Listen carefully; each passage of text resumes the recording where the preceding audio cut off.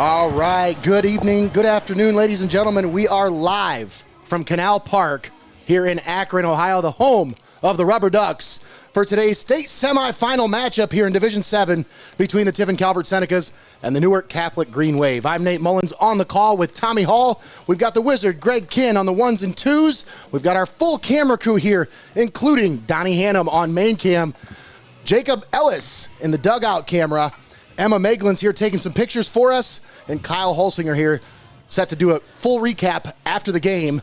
You can find that on heartofohiosports.com. Thanks for tuning in here with us on the pregame show brought to you by XCARET Mexican Restaurant. We are just moments away from the first pitch. And Tommy, it's a pleasure to be on the call with you once again, partner.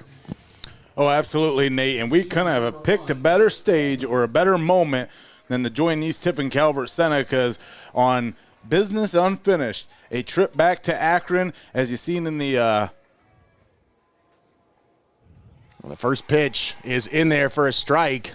But as you've seen in the send-off video to state, these Tiffin Calvert Senecas looking to make that next step of the program and make their state championship appearance. Their first state championship appearance. And on the mound for the Newark Catholic Green Wave is Owen Zemersky. I want to say that. I was going to say, is that the one with the really hard name to say? Yeah, P-Z-Y-M-I-E-R-S-K-I. I'm going to say Zemersky. So our apologies if we don't get it right. If there's anybody out there that might have a correction, go ahead and drop that on our comments. As he fires that one in there for a strike. The big lefty putting up some impressive stats this year. A .65 ERA, 7-2 on the year. And that one misses. It's now a full count here on Blake.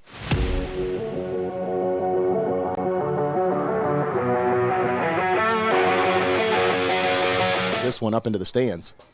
Ooh. Beautiful Canal Park here. That's a souvenir for the Calvert faithful. I wonder if they'll let him keep him today, Tommy. Most high school games, they send somebody after him. That one grounded. Chops it to the pitcher, and Zemersky fires it over to first for out number one. A little mishap on the around the horn play there afterwards. Batting second for Tiffin Calvert. That'll bring out Vincenzo Lyons. Number 24, Vincenzo Lyons. But you look at Zemersky's numbers on the season: 65 innings pitched, 99 strikeouts. Just 6 earned runs allowed all year. He is impressive. Lefty-lefty matchup here. Yeah, these Newark Catholic Green Wave, just a wave of momentum coming into this game. 12-game winning streak, 20-9 coming into tonight's contest. Like you said, it's because of the elite pitching that's really guided them through the back half of the season here. As Zemersky misses with that one, it's 2-1. Vincenzo Lyons, the Bishop Watterson transfer. Outstanding sophomore season, as he has fit right in this clubhouse. Acclimated himself quickly and settled right into a starting spot. Here's the 2-2. Fouls this one off. You talk about a heck of a sophomore campaign. How about the sophomore campaign of head coach Ron Graves here? Just his second year and making a state semi appearance. Ohio Wesleyan grad. Lyons fouls that one back. I think that's going to be the strategy for Tiffin Calvert. You want to talk about keys to the game, brought to you by Lee's Floor Covering. For Tiffin Calvert, they are going to have a patient approach at the plate. You're going to have to see a lot of pitches from this kid. Try to work that count, get him up in the count. That way he doesn't make it deep into the game because, man, I feel like this is a young man that once he settles in, it's going to be tough to get to him. So work that count, get the pitch count up. Batting third for Tiffin Calvert, right fielder, number 5. And get guys on any way possible, Tommy. That's going to be the key today. Any way possible. Whatever it takes. Our player of the game from the Warren JFK regional final, AJ Shoemaker at the plate.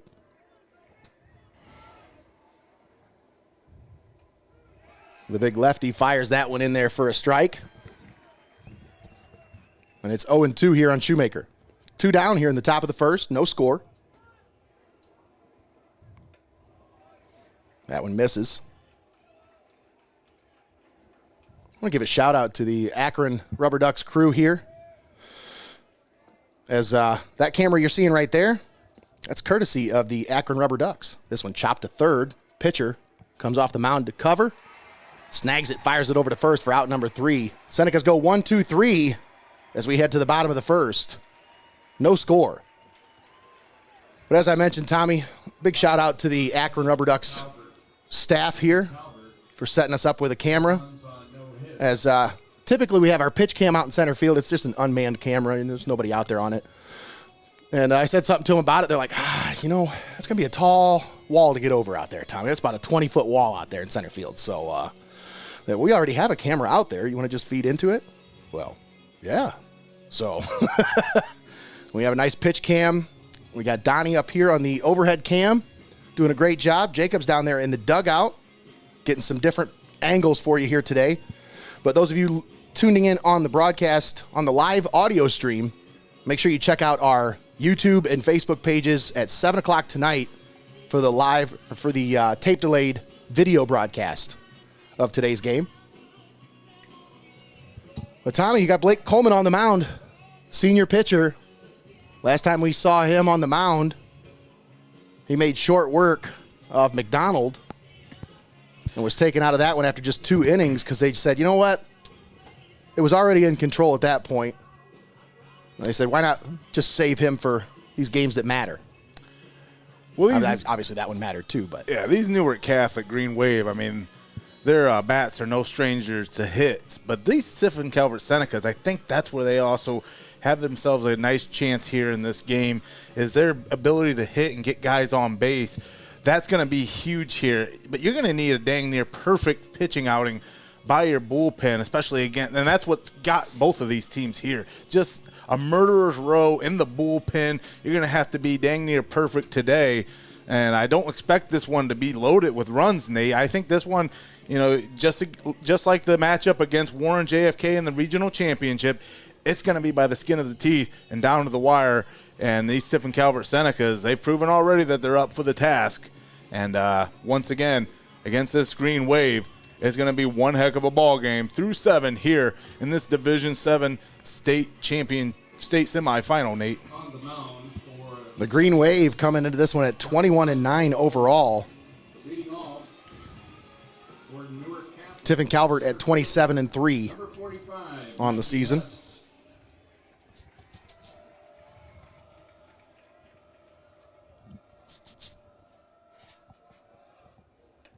Blake Coleman fires that one in there for a strike to start things out here. Mikey Hess at the plate for the Green Wave. Center fielder.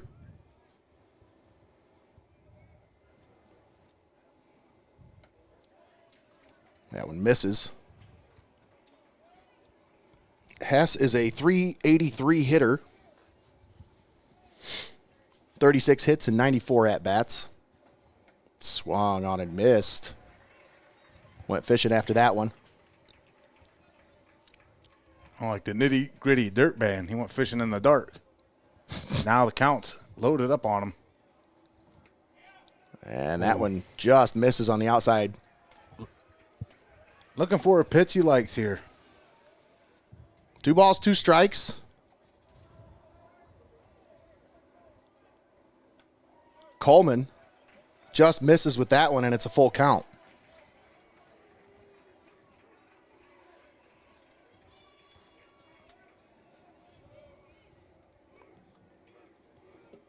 Here's a payoff.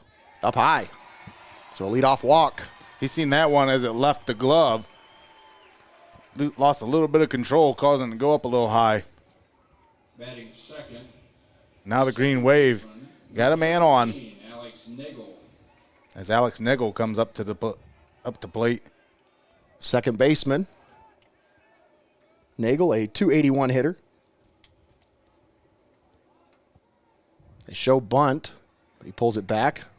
That one finds the strike zone.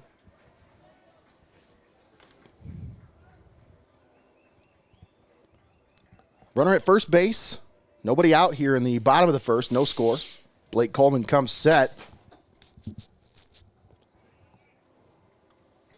They show bunt once again. Here's the 0-1. They bunt it down third base side. Ritzler slings it over to first. No. Took him off the bag. And they're going to say he's safe at first. Ritzler really had to come up firing as he had to charge in on it. And when he fired it over to first, just not in time. Number 12, Miller Hutchison. And Newark with 2 on. No outs here. As you're joining us here in the bottom of the first in this state semifinal matchup, Nate. A little discussion here as Coach Coleman wants to come out and ask, hey, are you sure he was off the bag? And they say, yep, he was safe. I think the throw took him off the bag, and that's what caused the runner to be safe. It looked like the throw beat the runner there, but like I said, took him off the bag. So runners at first and second, nobody out. Yeah, he flashed that leather over to first. It just got a little bit out of reach for Moyer. Made one heck of an athletic move on it to make it even disputable, Nate. First pitch in there for a strike. Miller Hutchinson at the plate now. Man, they always do such a great job with this big board that they have here at Akron. They do. Of, giving these kids their due, putting their picture up on the screen, stats and stuff like that. There are no slouches here. This one popped up in the air. Shoemaker camps under it. Makes the play for out number 3, and they're not going to test that arm. Yeah, good luck. That was a rope from Shoemaker in right field. Keeps the runners where they are at first and second. I tell you, Hess thought about it for a second. And he's like, you know what? I'm better off just staying where we're at. That'll bring up the catcher, Malone Hutchinson. I think if that's a 2-down situation, then that might be a little bit different thought process there, but still got some maneuvering.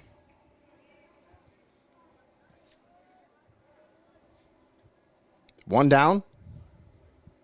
First pitch inside to Hutchinson.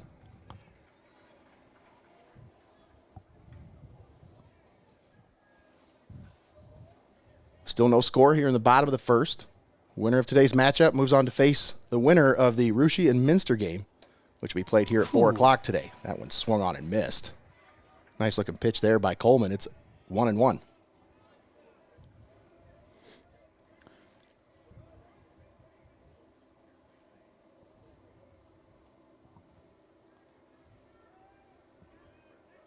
Batter calls time. Hutchinson will step out of the box. Got a couple shout-outs I want to give during the broadcast today. As Coleman comes set, here's the 1-1 coming. That one just misses. 2-1 the count. I want to give Katina STEINMETZ a big shout-out over at STEINMETZ Signs and Graphic Inc. for getting our shirts ready for this one and our stickers for our mic flag. Also the banner for the for Jeff Moyer and Sue Moyer. Swung on and missed. Nice pitch there. Took a little bit off of it. Had him out in front. He's got a release on that breaking ball where it just breaks low. Nice pitch there by Coleman. Here's the 2-2. Swung on and missed. Another strikeout. And that's a big one there. As now there are 2 down with runners at first and second. So they had runners at first and second, nobody out, Tommy. Now you got 2 down. You got to force at any base now. Got to bring up the pitcher, Owen Przmierski. I think that's what the announcer said. Przmierski. Man, that's a hard one to say.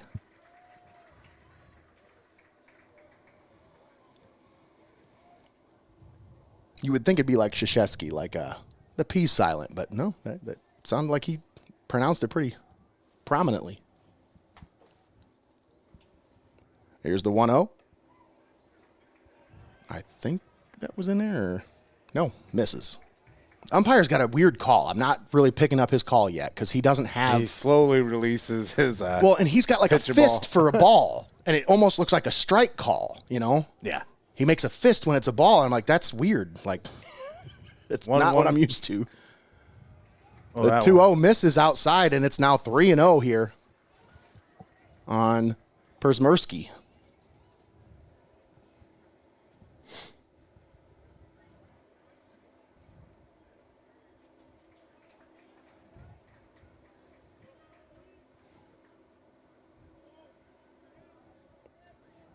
No, actually, it was 2-1 now. That one in there now. It's 2-2. That's weird. I'm not picking up on this guy's strike call at all. Just got to turn around and look at back. I guess so. Can't rely on Greggy. Only for 5 out of The 1,000 other 2-2 things. popped up. This one's going to go foul and out of play. Up into the stands. I followed that one.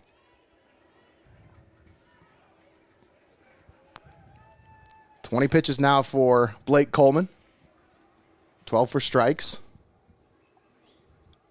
He walked the leadoff batter.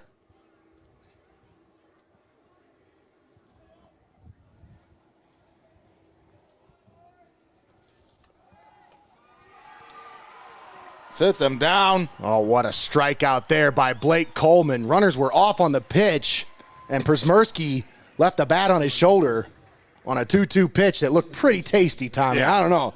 Mr. Cucumber, a.k.a. Cool as A, getting the team out of the jam with 2 on, with no outs, and then being able to just go through a murderer's row of batters and sit down after sit down.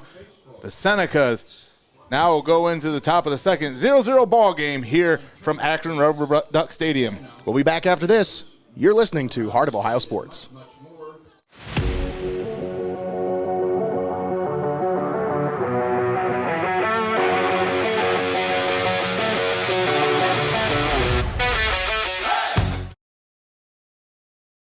Stay right here. You're locked in on Heart of Ohio Sports. STEINMETZ Signs and Graphic Ink is here for all of your printing and design needs. From reunions to small events, to business apparel and even vehicle lettering, they've got you covered. They make the gear that you make your memories in. STEINMETZ Signs and Graphic Ink. We connect fans to the action like no one else can. As a business in today's market, you got to stay ahead of the game. And what better way than to get on board with the fastest growing brand in media today? I mean, you can take it from me, or you can just listen to them.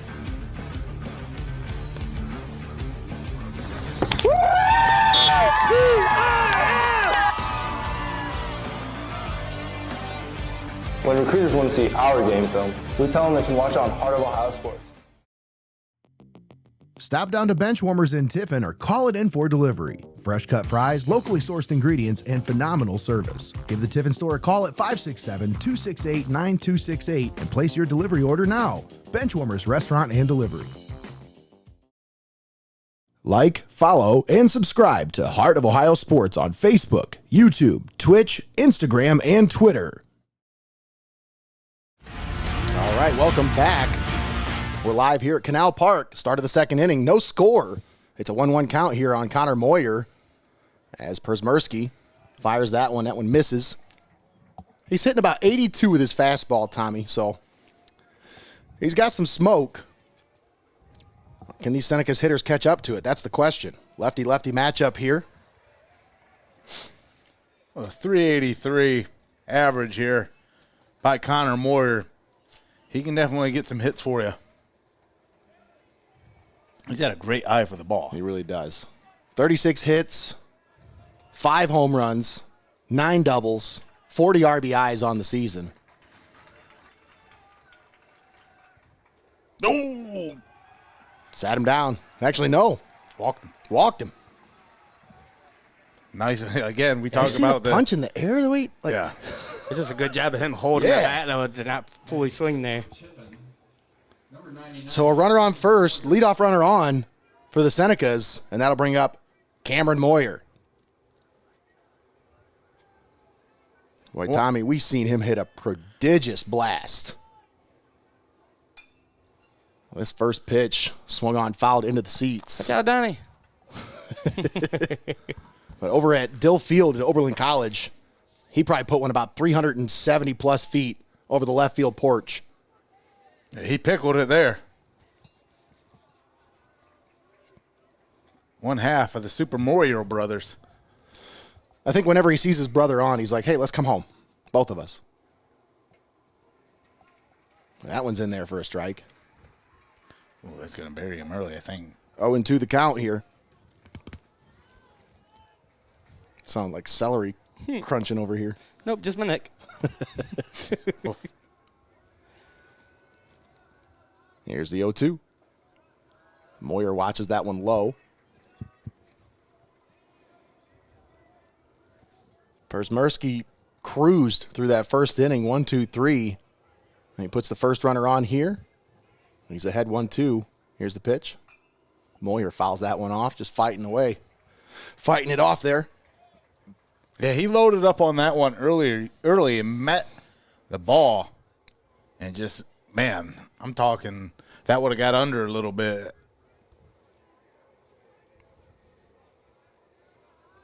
Persmersky comes set. Here's a 1-2. Up high. High. I tell you, both these Moyer kids, they got a great eye at the plate, Tommy. Great mental approach at the plate. And it's, I mean, that's a result of just, you talk about these kids, they've been starting since their freshman year. Absolutely. And they had Cameron had a little bit of a sophomore slump last year. I wouldn't say it was a slump, just kind of not really what he would expect out of himself. But you could tell the plate discipline this year. Oh, that gets him. Oof. Good-looking pitch there. As Persmersky gets a strikeout. Batting 6, the shortstop, number 7, Charlie. The Green Wave, they definitely play with their confidence.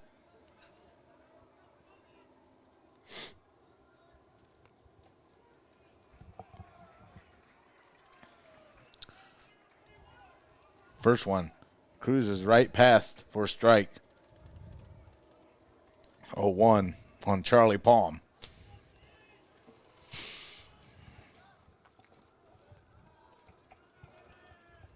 And that one fall outside for the 1-1.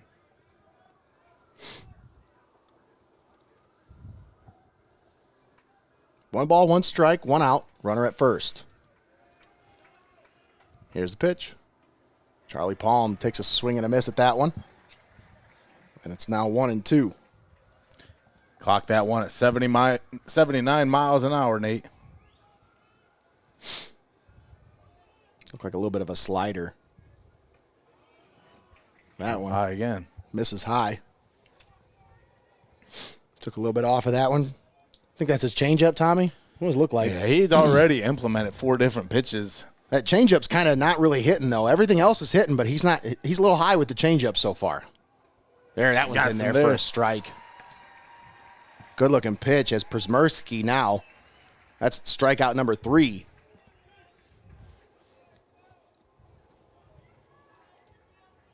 And this is a guy who Batting 7th, the second. you need to get to him early if you get a chance. If you see any kind of an opening, you got to take it. Because once he gets settled in, Tommy, like I said, this kid, he can be lights out. Jacob Kidwell at the plate. Swings and misses at strike number 1.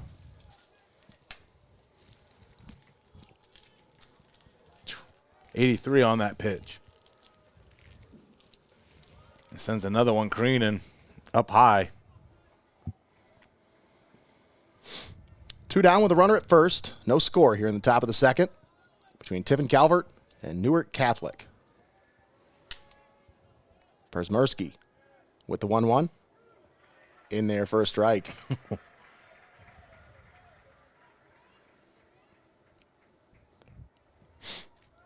Look like another off speed.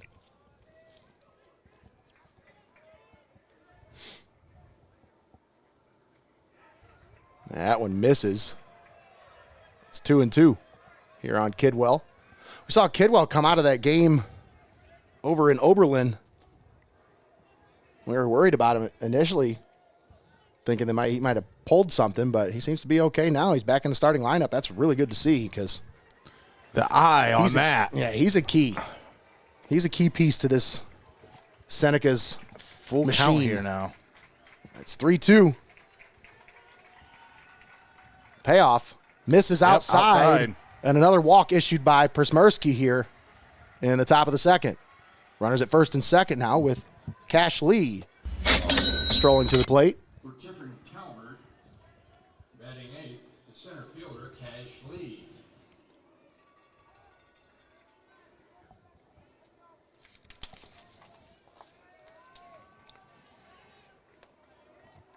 Talk about the starting lineups here in just a moment. Brought to you by our friends at Jay's Culture Barbershop.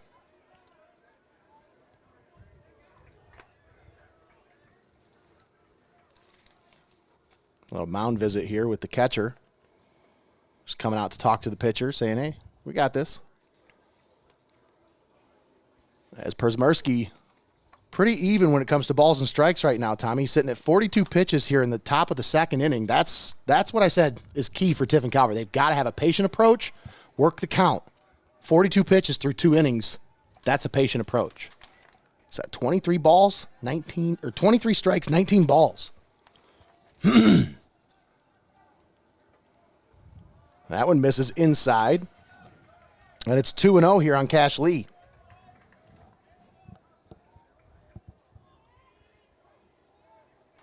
Beautiful Canal Park here in Akron, Ohio.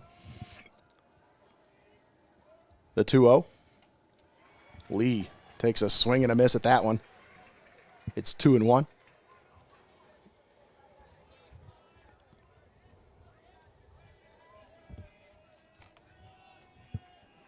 The 2-1 in the dirt, and it's 3-1 here on Cash Lee. That patient approach, Nate. Again, you saw Persmersky kind of Honeywell some of the batters early on, and now the patient approach at the plate. 3-1 in there for a strike. Oh, he thought it was. He thought it was. Yeah, he thought it was out. So it's obvious. They're going to work you. Well, he's a nibbler I've seen so far. He kind of nibbles on both sides of the plate, so if that's a tight strike zone, as Moyer around third rounds it, but he's going to stay there at third base. So you have bases loaded here with 2 outs in the top of the second inning. And that'll bring up Logan Ritzler. Batting ninth, the third baseman, number 3, Logan. This is going to be a timeout here. And we'll have a mound visit here by Coach Graves. Mound visit's brought to you by our friends at Robbie Paul Construction and Excavating. Of course, if you got a mound in your yard and you want to level it out, that's the guy to call. Ladies and gentlemen, programs for the Ohio High School State Championship are currently on sale. Let's take a moment and thank our sponsors for allowing us to be here, broadcast this game for you live and paywall free right here on heartofohiosports.com. We want to thank your Legacy Federal Credit Union, XCARET Mexican Restaurant, FEASEL'S Frame and Collision, Lee's Floor Covering, Scott Stevens, Forte Music, Jay's Culture Barbershop, Buckeye IT, Little Hugo's, Robbie Paul Construction and Excavating, STEINMETZ Signs and Graphic Ink, PLASONITE 3D Printing, and Benchwarmers Restaurant and Delivery. Also, I want to give a big shout out to Scotty Stevens as he reached out. He was the first one to reach out about this game. First sponsor to reach out to us. Love Scotty. He's a great guy. Him and I go way back. Good guy. But folks, I'm telling you, he is your local mortgage loan officer. That's the guy to talk to if you're looking to get approved. Go see Scotty Stevens. Scott Stevens, I'm sorry. Scott. Well, I might have to after this one because I'm mortgaging the farm on this one. That one misses. It's 1-1 here on Logan Ritzler.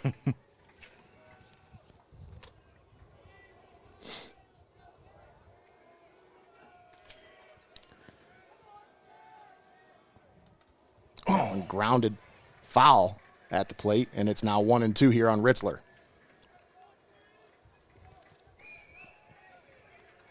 Scott Stevens is our SkyCam sponsor for today's game. Of course, you can watch the broadcast back at 7 o'clock, the tape-delayed broadcast. Ritzler watches that one inside. It's 2-2. 51 pitches now for Przmierski here in just the top of the second inning. He was cruising through that first, but he has labored here. 3 walks in the top of the second. Ritzler hits this one up in the air. Up high. It's going to be an infield fly rule most likely. This one's going to be goal. No, he dropped it. He drops the ball. Wow. 2 runs will score for Tiffin Calvert. Oh, the infield fly error. Well, plate 2 for Tiffin Calvert. What a tough break there, guys. So I don't think he down. called the infield fly. I don't even think that's a high school baseball rule. So no, that's wow. What a play and what a break for Tiffin Calvert. I mean, that's the kind of stuff that you need right there, Tommy. Those are the breaks that you got to get if you want to come away with a state title. So Moyer and Kidwell reach on error. Moves Cash Lee over to third. That'll be an error scored to the second baseman as he just lost it in the sun, Tommy. It was up in the air. He couldn't see it. He lost it. Sometimes the downside of a beautiful day for baseball. With runners on the corner now, 2 down.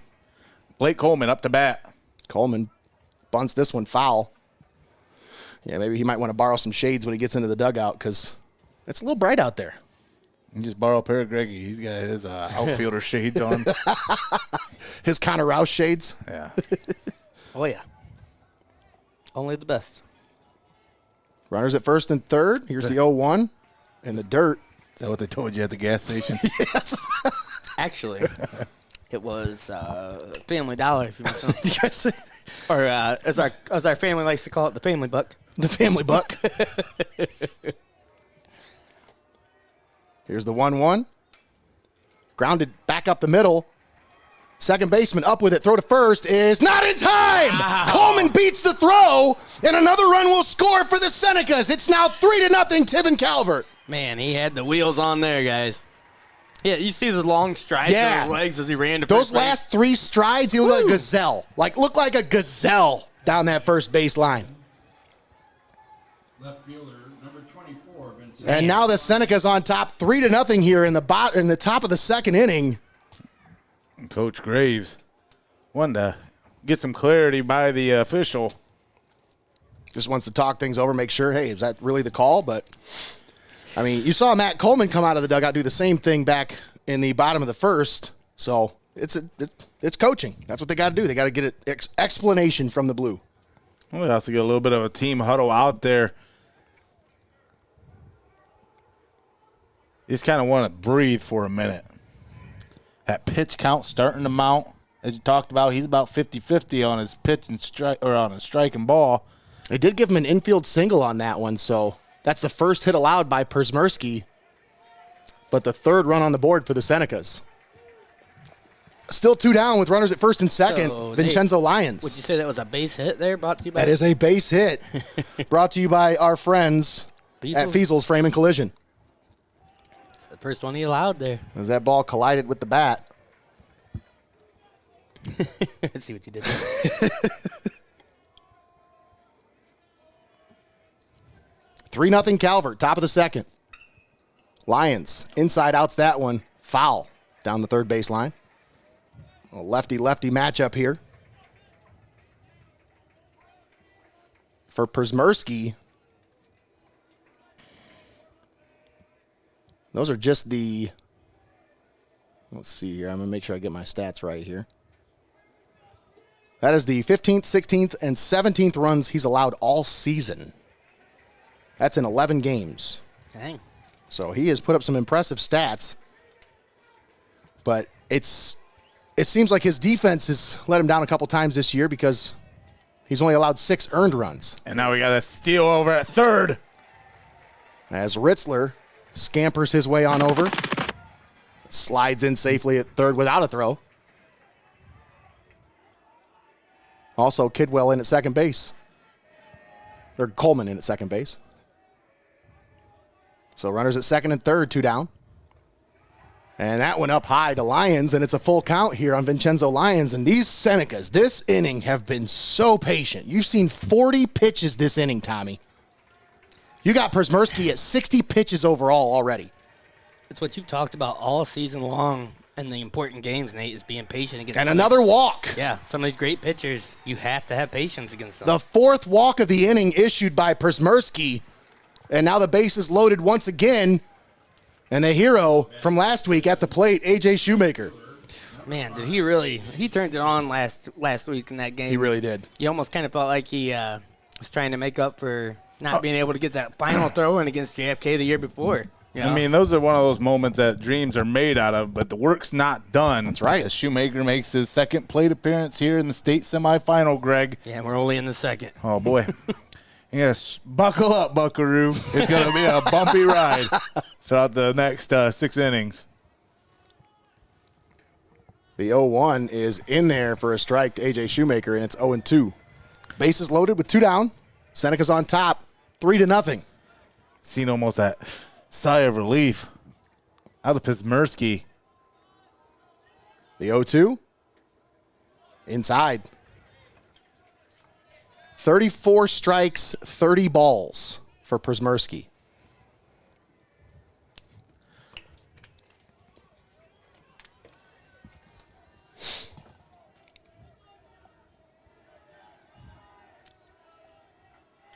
Here's the 1-2. Swung on and missed. So Przmierski gets the strikeout to end the inning, but the Senecas take the lead. It's 3-0 Tiffin Calvert as we head to the bottom of the second. Nate Mullins, Tommy Hall, and Greg the Wizard Kinn on the call with you here today on a beautiful Thursday afternoon here at Canal Park in Akron, Ohio. Thanks for joining us here.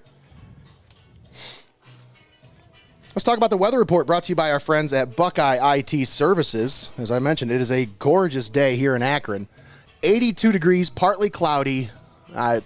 Partly cloudy is about the way to put it. It's beautiful here. And it is pretty sunny out.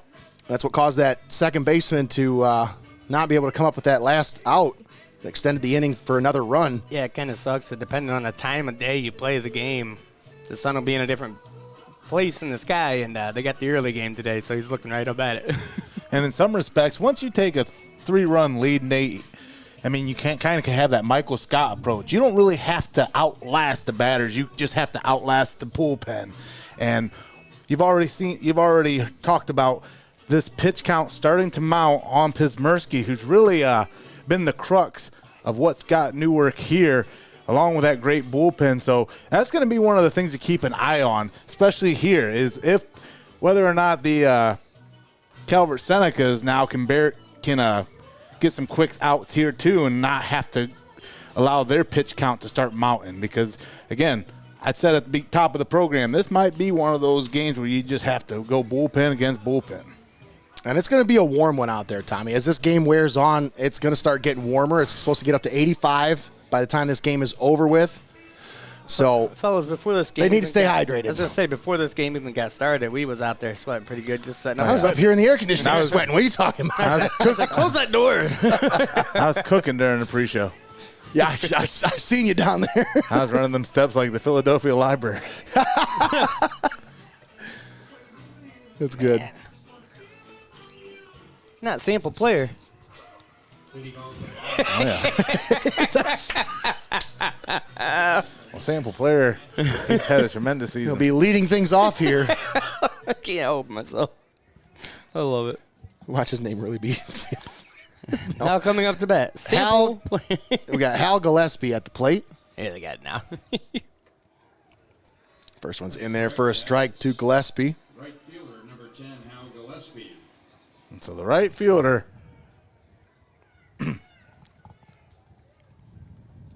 Gillespie watches that one in there for a strike. It's 0-2.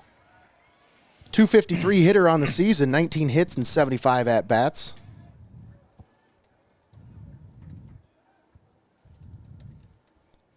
There's the 0-2. That one skips in front of the dirt. I think that one actually skipped off the lip of the grass there, Tommy. Coleman trying to find that grip on the curveball. I think that's what that was. He was trying to throw that curve. It was only 71 on that one. But when he gets that one going. President Bush-like first pitch. Ooh, try to get him to chase that one. Good discipline there by Gillespie.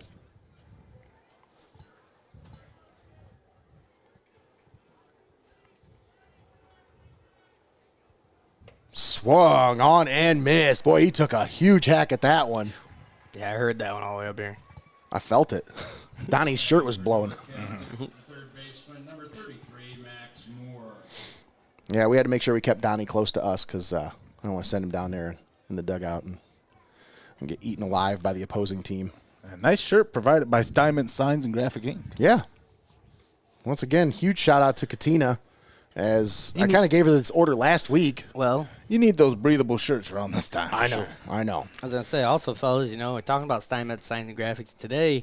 We're going to have to keep our eyes peeled in the crowd because they're going to be our sign of the game sponsor right. today. So we're going to see if anybody brought a cool sign here to support their team. Maybe it's just our sign. I was flipped plenty of signs in traffic today. Well, Yeah. I was hoping maybe we'd see the Moyer banner. We could say, hey, there's a sign of the game. I wonder if they brought it with them, or if it's just still hanging up on the fence at the field there. The 1-2, chop to the pitcher.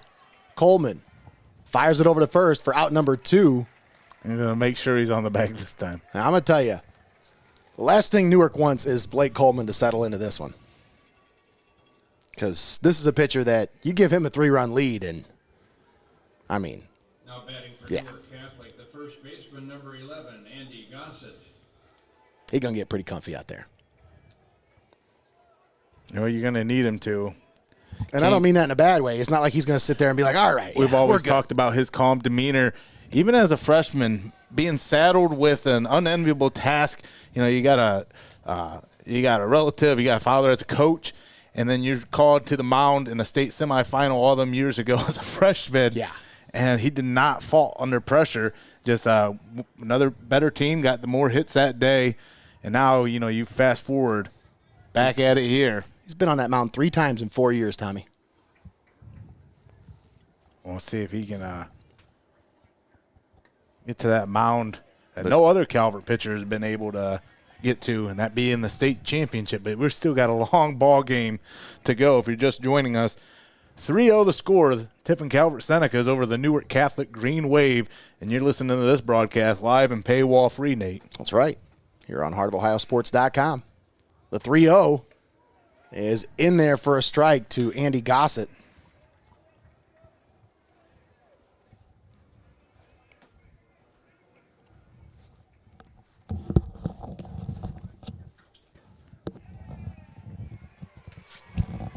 And that'll be a 2-out walk issued to Gossett. Now batting for Newark Catholic, the left fielder, number 20, Moeglin. Green Wave have one on now.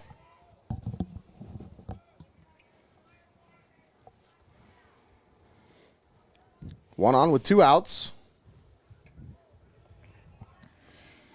Jackson Holman at the plate.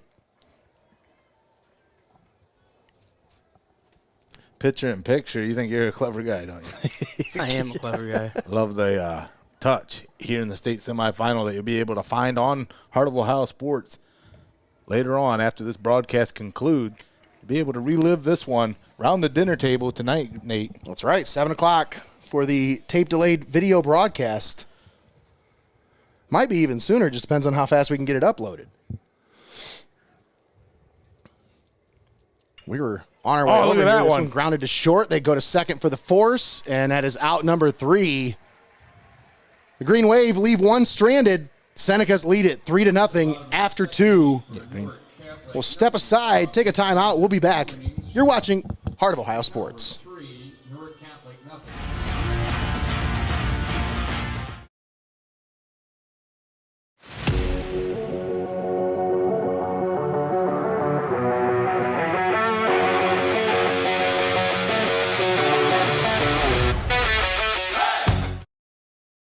Stay right here. You're locked in on Heart of Ohio Sports.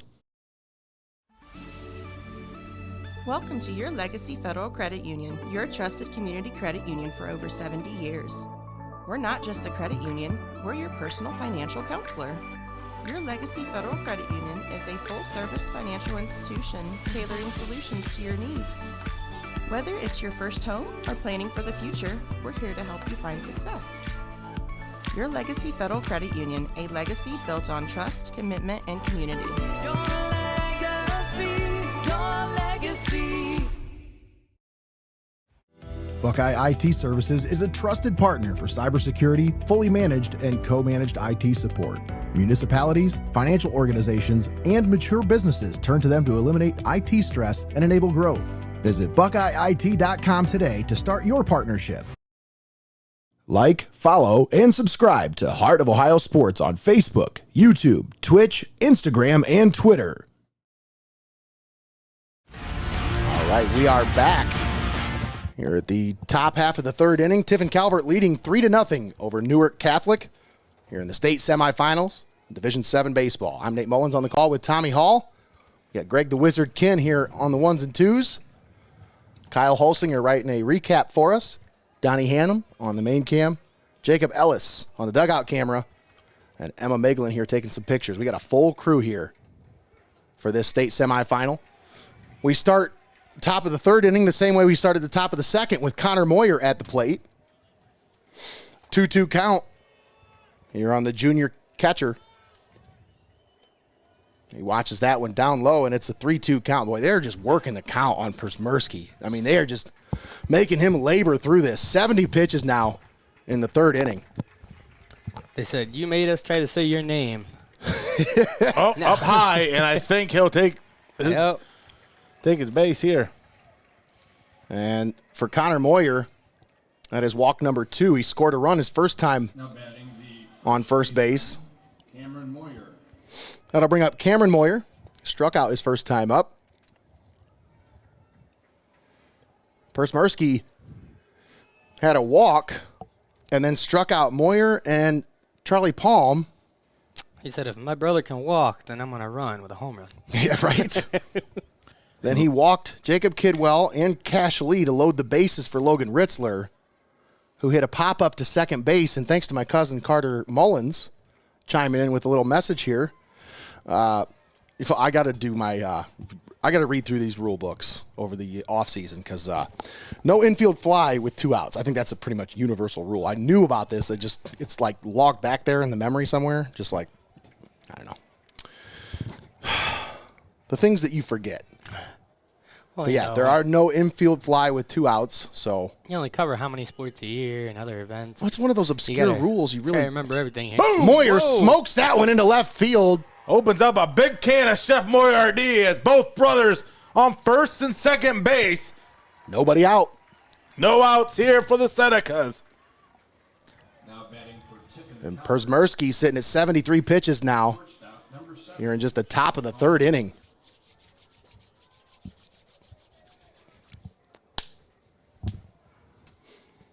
And I think we're going to get a mound visit here, maybe.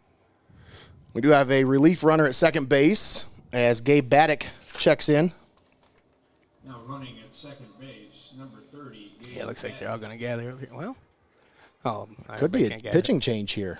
We'll Everybody's see. kind of gathering both teams here.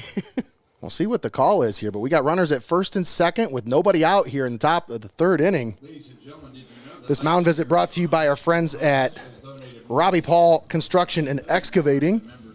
Let's go through the starting lineups brought to you by our friends at Jay's Culture Barbershop. Fresh fades and local pride, that's what you find at Jay's Culture Barbershop. All right, folks, for Tiffin Calvert, starting out top of the order, Blake Coleman, the pitcher. Batting second, Vincenzo Lyons, the left fielder. Batting third, A.J. Shoemaker, the right fielder. Batting cleanup, Connor Moyer, the catcher. Batting in the 5-hole, Cameron Moyer, the first baseman. Batting sixth, Charlie Palm, the shortstop. Or as the roster has him listed, Chalry Palm. Chalry? Chalry. Chalry? I'm going to call him that from now. Batting seventh, Jacob Kidwell, the second baseman. Batting eighth, Cash Lee, the center fielder. And batting ninth, Logan Ritzler, the third baseman. Starting lineup for your Tiffin Calvert Senecas. This one bunted back to the first baseman. Throws over to first for out number 1, but he does his job, moves the runners over. Man, Runners at second and third with 1 out now. So did we get a pitching change there, Nate? I didn't see. No, they kept him in the game, so it was just a mound visit. Now batting the second But once again, runners at second and third now with one out. Continue with the starting lineups. Once again, brought to you by Jay's Culture Barbershop. Now for the Newark Catholic Green Wave. Leading off, Mikey Hess, the center fielder. I'm going to have to tape that banner down. Wind's picking it up. This one grounded to the second baseman. They come home for the force, and he's out.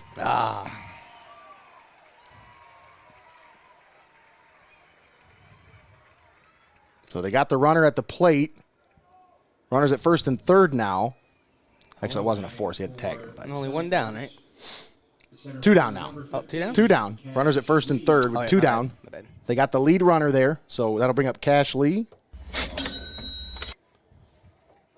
Sorry, you can continue with the starting The lineup. starting lineups for the Newark Catholic Green Wave. Mikey Hess, the center fielder, batting first. Batting second, Alex Nagel, the second baseman.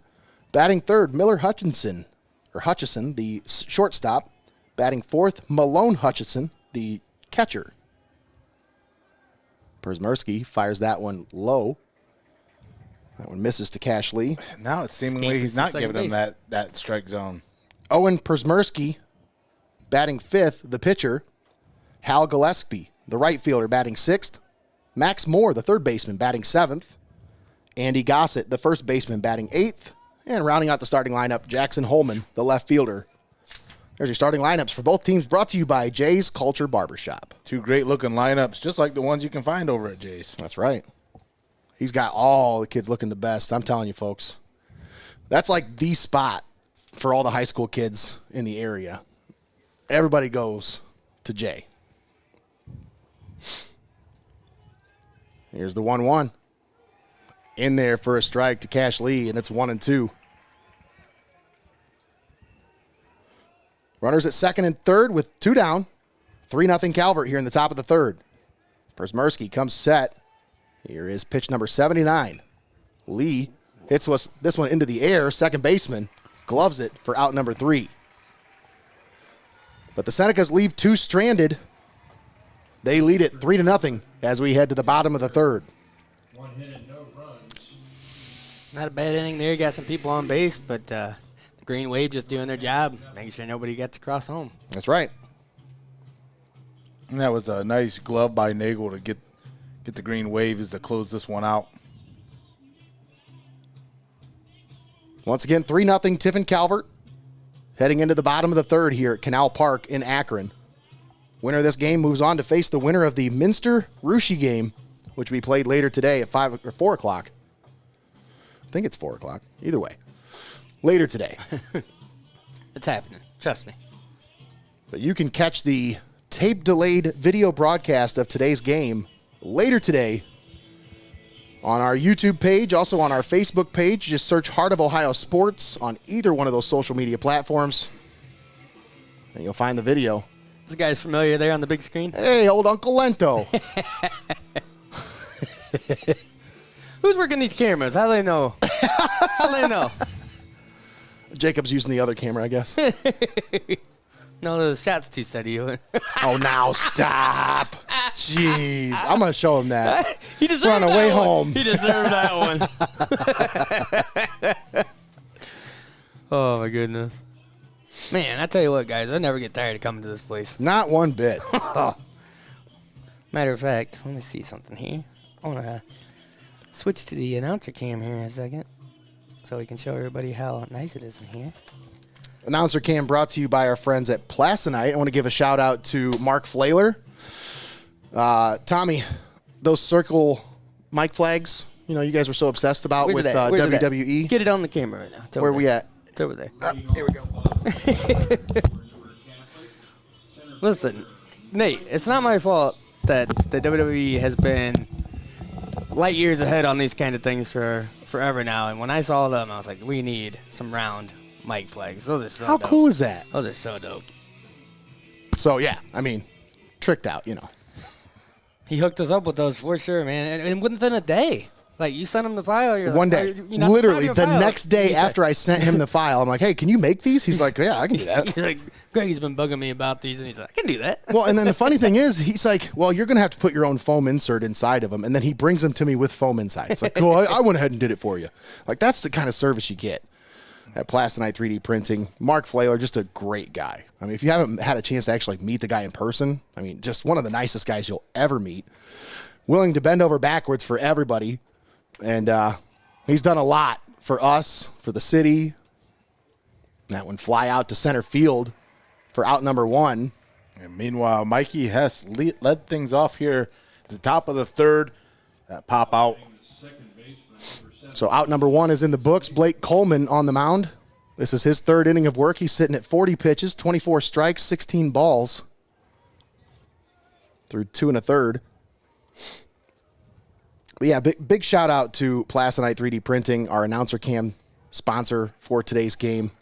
It's more of just a shout out to him, honestly, for doing the, being on top of it with the mic flags. And we're going to be working with him for a couple other things this summer. And then he's going to be doing the trophies again for football. Quick. For the players of the game. 0-2. Those were so popular. So many people asked me this year, where's the trophies? We going to get the trophies? Here's the 0-2. Swung on, hit to right. Shoemaker chasing after it and unable to make the play as that one was over his head. He was playing just a little too far in. And the throw in keeps the runner at second, but just a crushing hit by the Green Wave. As Alex that one Nagel crashes to right field. Yeah, he gave that one a ride to deep right. Yeah. I mean, ride the Green Wave, baby. They did a great job there of actually getting that one in, even to stop him at second base there, though. I mean, that thing was cruising out there. He was running, guys. He's running all the way out there. Double. He's got to stop. Shoemaker's got direction, and then fire that thing back in. Yeah. Wow. He's got a cannon out there in right field. Because, I mean, he was moving trying to get underneath that one. We had a pitcher warming up here on the side, so we possibly could have a pitching change. I mean, he's getting high up there now. He was sitting at almost 80 pitches after 3, so something to keep an eye on. Runner at second base with 1 out. First pitch in there for a strike to Miller Hutchinson.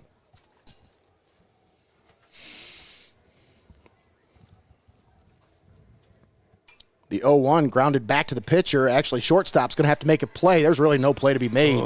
Hutchinson was quick out of the box. Yeah, he was. Yeah, he was. And that was just hit to no man's land. I mean, it was Coleman, after his motion was falling to his left, and he had to reset his body and try to get to it over to the right.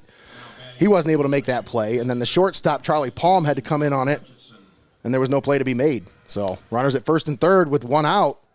Green Wave looking to rally here in the top of the third as Calvert leads 3-0. You got runners on the corner now. Malone Hutchinson at the plate, the catcher.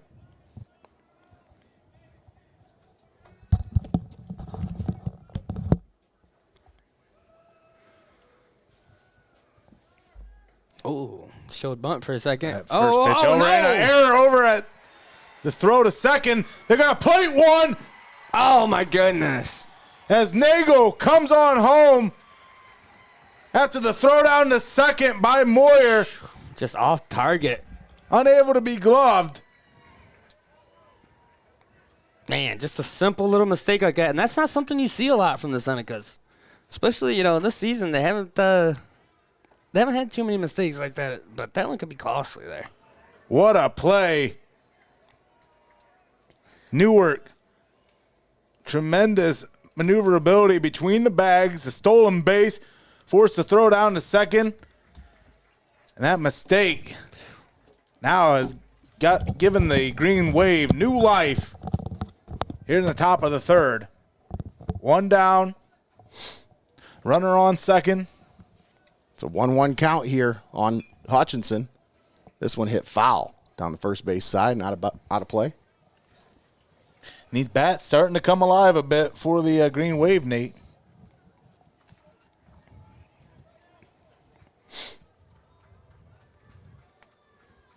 Yeah, and that's something you really expect to see here because you don't make it to this level if you're not a great team. That's right.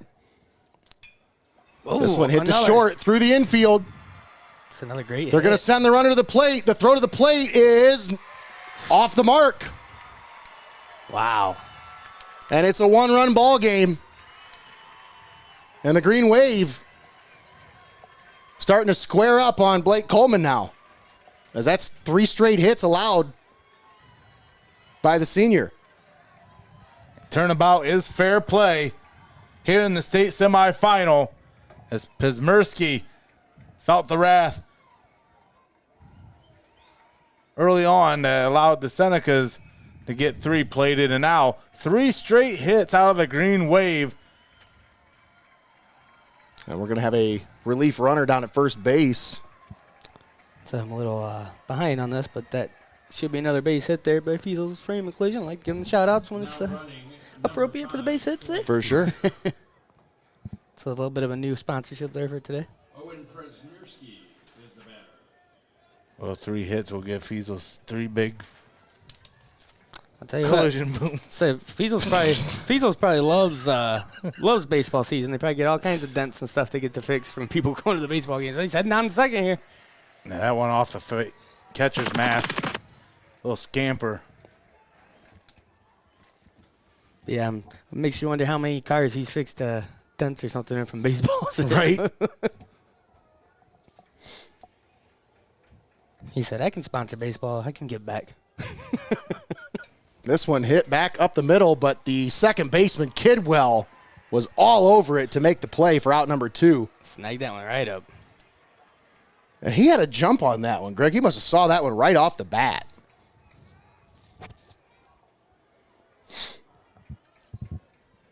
Now batting for Newark Catholic, number 10, Hal Gillespie. Nice play there by Kidwell for out number 2. And that'll bring up Hal Gillespie.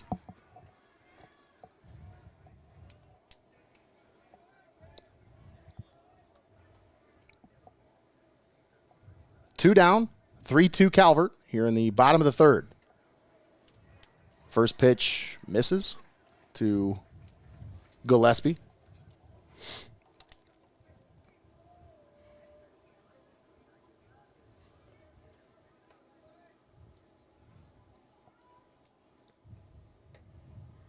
And that one inside. 2-0 here on Hal Gillespie.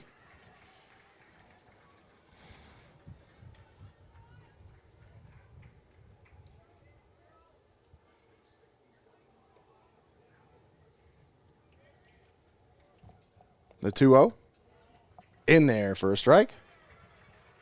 2 balls, 1 strike with a runner at second base, 2 down. Green Wave, 3 hits and 2 runs here in the bottom of the third. As that one finds the outside corner for a strike and evens the count at 2-2.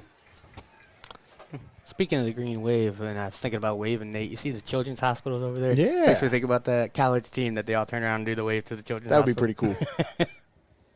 They got to start doing that here. 3-2 or 2-2, swung on, fouled at the plate.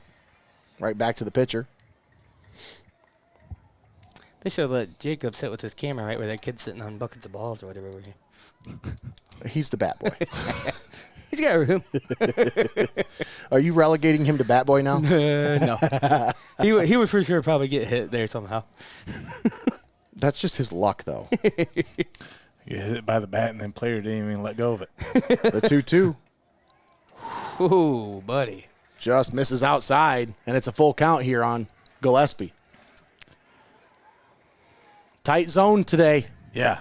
I was going to say, you got your work cut out for you here in the state semifinal. Yeah, both pitchers have labored. Coleman now, this is pitch number 58 here. Swung on. Did he swing? No, they're saying no, he never went. Wow. Wow. I'd like to look at that one again. As he looked like he went around, but I don't know. That was pretty close. I don't know if I caught that or not. I can try to look at it real quick, come right back to this other scene, see what happens. Close. Yeah, you guys will have to see that one. That one skips. Max Moore, the third baseman, at the plate now. Senecas need him to hit Max less. This one popped up on the infield. Ritzler underneath of it makes the play for out number 3. But the Green Wave put 2 on the board. They close that deficit. It's a 1-run ball game. We'll be back after this. You're tuned in here on Heart of Ohio Sports, the pulse of the Buckeye State. After 3 innings of play, it's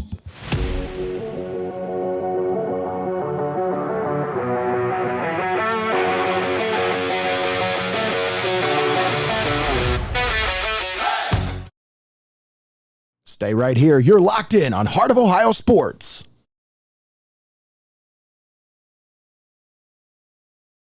Why go to Lee's Floor Covering in Tiffin? Because at Lee's Floor Covering, they know that selecting the right flooring for your home can be overwhelming. They make choosing the right items for your home simple. At Lee's Floor Covering, they have one of the largest selections of floor covering in Northwest Ohio, including Abbey carpet and floor. Stop in and see for yourself what everyone raves about at Lee's Floor Covering in Tiffin.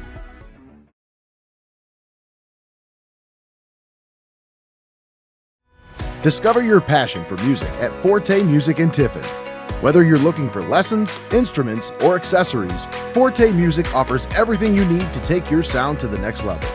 From beginners to experienced musicians, they've got you covered with expert guidance and top quality gear. Forte Music, where music lives. Like, follow, and subscribe to Heart of Ohio Sports on Facebook, YouTube, Twitch, Instagram, and Twitter.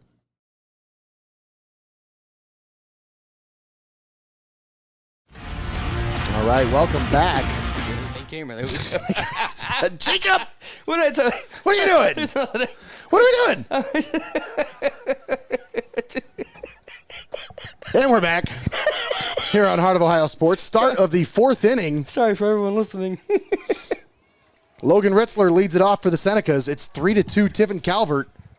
My mouth's go over to your screen. And Owen Przmierski still on the mound for the Green Wave. He's had a rough last couple innings. What's going on down there? I don't know what happened. Oh, there we go. I don't His know. camera's gone. He just came back. I just not sure what he's doing. He's working it out down there. 0-1 the count here on Ritzler. That went inside. Is it really 2-2? Is that the count? Game changer's not keeping up. Yeah, that's what it says over here. 2-2 the count. This one swung on, fouled back.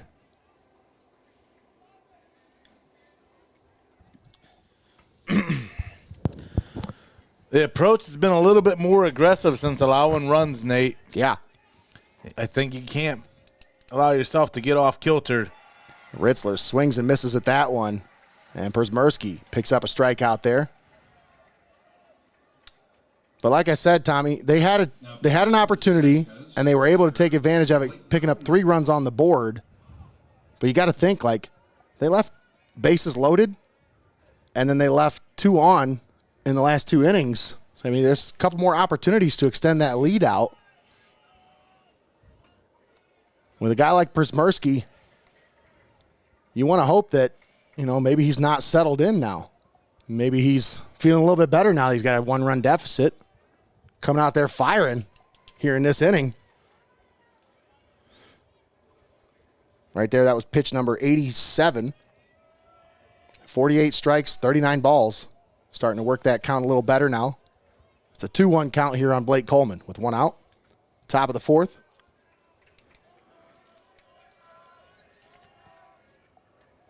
That went upstairs. It's 3-1 here on Coleman.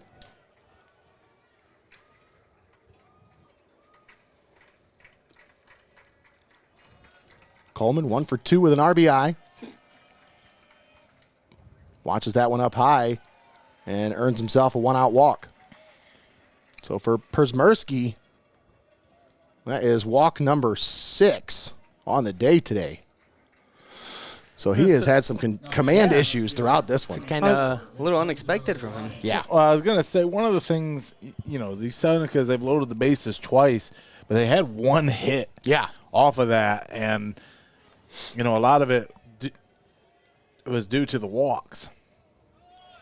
So these Senecas, again, you get better luck sneaking Dawn past the rooster than some of these pitches here because they got very keen eyes at the plate. Throw over to first, just to keep the runner honest.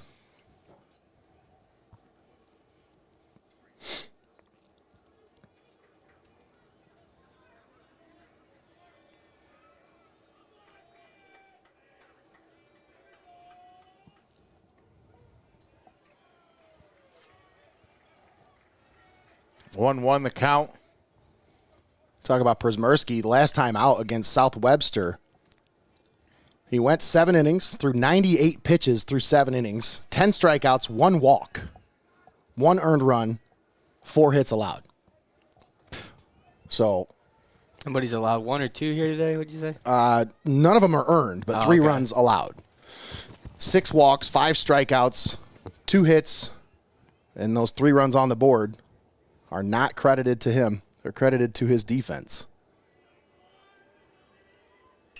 This one hit past the third baseman's glove and into the outfield for a base hit. Vincenzo Lyons once again on base. And he's at a walk and now a base hit. That one brought to you by our friends at FEASEL'S Frame and Collision.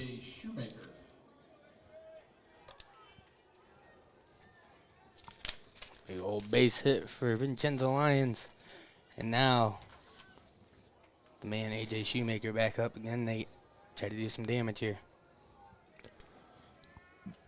A.J. Shoemaker watches the first one in there. No, they're saying misses. 1-0. Runners at first and second with 1 out.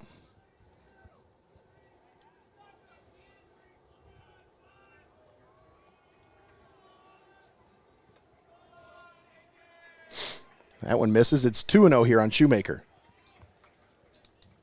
Got a couple new segments here for this one as it's an audio broadcast first and then a video broadcast. So we're kind of saying, all right, well, the audio component of this, I can't do it anymore. That's the second time I've seen it. So It wasn't too bad. Oh, we got a mound visit here? I do have a mound visit brought to you by our friends at Robbie Paul Construction and Excavating, and I think that'll be the end of the day for Owen Przmerski as they're going to make a pitching change here. Last night we were talking about sponsors and who we were going to put where and stuff, Tommy, and I told Nate, I said, how about Robbie Paul Excavating? He could be the mound sponsor because he's got mound of dirt there. You just got to work him in there somehow, you know? Again, if you need some excavating done or you're getting a late start putting that pool on. I mean, it's summertime, all kinds of projects. Yeah, get a hold of Robbie Paul, Construction and Excavating, 419-618-8220. Tell them Heart of Ohio Sports sent you. But don't tell him to bill Heart of Ohio Sports. You got to pay that. Well, Nate's not in here. We can slip the invoice in his mailbox. Nope. No, hey, how you doing? Hey, how we doing? We weren't talking about people footing their bills for excavating to Heart of Ohio Sports. Well, I mean, right to your account. Specifically, Nate Mullins. Care of Mullins Entertainment. Yeah, Robbie Tommy Paul will said. take great care of you. Tommy said, tell him that Heart of Ohio Sports sent you. I said, just don't tell him to bill Heart of Ohio Sports. No, he's such a great guy. It's one of those people that's like, Robbie's one of those guys that I'm like, hey, there's a Calvert game on. It's a big game. Let me call Robbie real quick. Let me see what Robbie. It's like, hey, you're a Calvert guy. I know you went on a good Calvert game. He's like, yeah, I appreciate you calling me. Thank you. So, yeah, he was all about it. As soon as he heard it, he was like, oh, yeah, absolutely. Throw me on there. So you know how it is. He As just a look business for man, Nate. former athletes that have been on Heart of Ohio Sports that start businesses. But they know, again, the community reach that their sponsorship gives you. It's a long-lasting one. Again, a historic moment, historic game either way for Tiffin Calvert as they're making their 3rd appearance in the past 4 years here and trying to get to that next level as a program. You'll be able to relive every moment of this one, all 7 innings, live and paywall free. You'll be able to enjoy the tape-delayed broadcast later on tonight as you gather the family around dinner. Yeah, sit down and watch Heart of Ohio Sports, and we'll take you back to Akron with us. That's right. The difference between grilling out ribeyes for one team or Hot dogs in the sink for dinner. You frosting hot dogs in the sink? Yep. No. They don't win the state semi. Your hot dogs are in the sink. You know what's funny? So Lento has a summer hot dogs? workout program, right? And it's like every kid who shows up 90% of the summer workout program, at the end of the summer workout program, they have a cookout, and every kid who shows up at least 90% of the time, they get a steak dinner. If you don't show up, you get hot dogs. Hot dogs. Probably not the good ones either. Oh, no, come on The now. Dollar Tree hot dogs. Uncle Lento's going to spring for some good hot dogs. You know. How many dollar store plugs you gonna get? It's my favorite. Runners at first and second with one out, and a 2-0 count is when they pulled the pitcher. So who we got here, Nate? Number 12, I think it says. That'll be, let's see, Hutchison Miller, or Miller Hutchinson. He was playing shortstop to start this one out, I believe. Yes.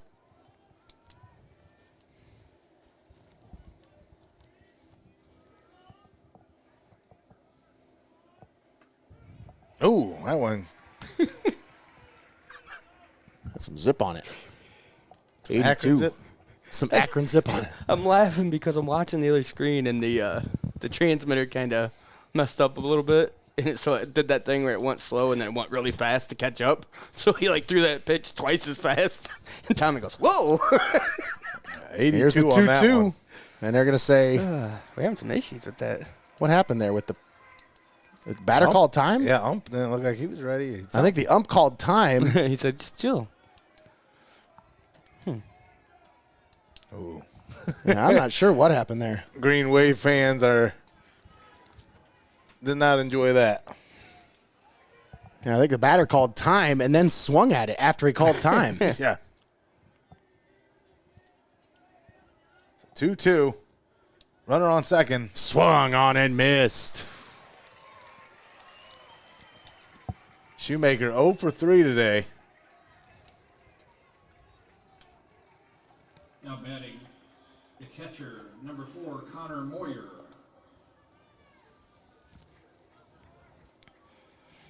Connor Moyer, open up some Chef Moyardee here. Get some things rolling. Yeah, Calvert still with a 1-run advantage.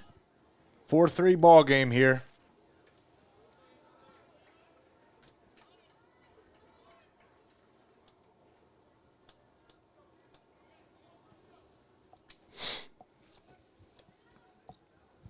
One ball, no strikes. Hutchison comes set, looks the runner at second. Here's the pitch. Moyer watches that one Yeah, I over was the gonna plate. say that one came right across. Miller Hutchison on the year, 4-4. 4 wins, 4 losses, 9 appearances with a 2.33 ERA. 36 innings pitched, 51 strikeouts. Impressive numbers for the senior. Man, it looks like, is he wearing like a hood underneath? Yes. His, man, it's too hot out for that. What are you doing, kid? Well, you notice he's only got one sleeve, too, so the right arm is sleeved. Keeps those muscles loose, keeps it insulated, keeps the blood flowing. Keeps it warm, too. Yep. Like, keeps that arm warm. The minute your arm cools down, your muscles start to tense up. So, yeah, you want to keep that arm warm. That's why you see pitchers in the dugout. They'll have half of a coat on, or Listen, a coat on half of their arm. I figured it was warm enough outside today, according to Donnie, that he didn't need anything. 1 ball, 2 strikes. Runners at first and second, 2 outs. In the top of the 4th, it's 3-2 Calvert. Here's the pitch. And that one misses. Ooh, the entire infield started going towards the dugout. So that one looked low to me. And he's been really tight with the zone, but I can't say that I have been able to pick it up yet. Like, I haven't been able to pick up where it's at. I haven't seen enough pitches to really see where the edges of the zone are. That one in the dirt gets away from the catcher, and both runners will advance. The old scamper damper. Now Connor Moyer with 2 on. Runners at second and third. Got 2 outs here. I was going to say he should be facing the 3-2. Full count here. Here's the payoff. Down low, walks him. So the bases are loaded with 2 outs. Uh-oh. We've seen this. As We've seen this almost every inning. So Chef Moyardee strolls to the plate Now batting the first baseman. with nowhere to put him. is that not the 3rd time that he's been walked? Yeah. In his 3rd at bat today. 3rd walk for Connor Moyer. Yeah. So his brother's like, I can't compete with you if you just keep getting walked. Well, this is going to have to force the throw here as this one goes outside for the 1-0. Because again, Greg, you're not going to be able to just to play around with the ball here. You're going to have to give Moyer something he can swing at, as he's 1 for 2 today. Ooh. That one looks like it Looked inside to me. looked inside. 2-0 the count here on Cameron Moyer. First one far outside. That one almost takes out his kneecaps. Bases loaded, 2 down. 2 balls, no strikes. And Hutchison in relief. Here's the 2-0. Swung on and missed. man. Took a hack at it. Yeah. That was a nice one, though. Wanted to take a drop. Wanted to. 83 miles an hour on that one. Yeah. He put some pepper on that steak, baby. Goodness gracious.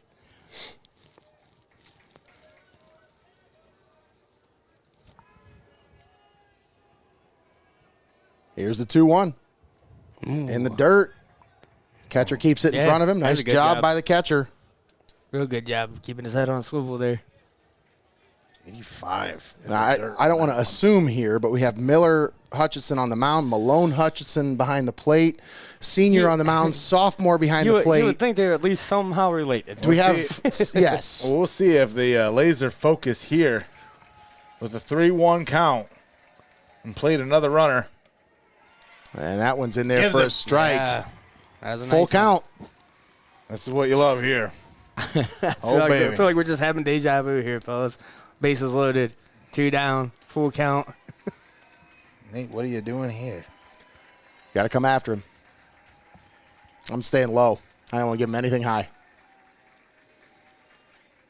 There it is. Oh, man. Swung on and missed. Big pitch there by Miller Hutchison to get out of a bases-loaded jam. And these Green Wave, What a game we had. they so have been far. in a few jams today, and they just keep getting out of it.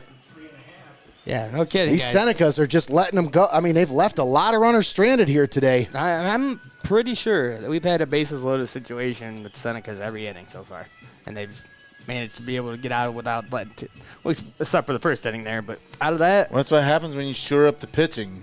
It's Yeah. one of those things, Nate. You go back and forth in your rhythm.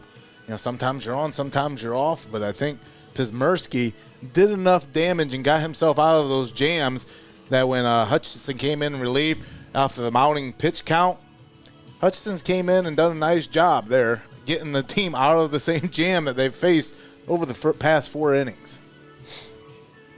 Headed to the bottom of the 4th, it's 3-2 Calvert here in the state semifinal in Division 7. Let's thank our sponsors for allowing us to be here, broadcast this game live and paywall free for you here on heartofohiosports.com. We'd like to thank Your Legacy Federal Credit Union, XCARET Mexican Restaurant, FEASEL'S Frame and Collision, Lee's Floor Covering, Scott Stevens, your local mortgage loan officer, Forte Music, Jay's Culture Barbershop, Buckeye IT, Little Hugo's, Robbie Paul Construction and Excavating, STEINMETZ Signs and Graphic Inc., PLASONITE 3D Printing, and Benchwarmers Restaurant and Delivery. All proud sponsors bringing you this high school baseball state semifinal broadcast right here on heartofohiosports.com. and what a game it is so far here, fellas. I'll give a big shout out to Jake Schaff and the staff at Buckeye IT for resolving an issue we had with our network access system. Got it back up and running, and actually made it better for us because now we can access it wherever we're at. That's definitely a nice touch. Yeah, I guess you could say no more rainy days That's right. with the Buckeye IT weather report sponsor here today. All sunshine for us and our IT problems, thanks to Buckeye IT. That's right, folks. And if you're a business, they don't really specialize too much in the, in-home stuff anymore for like a, what do you want to call it?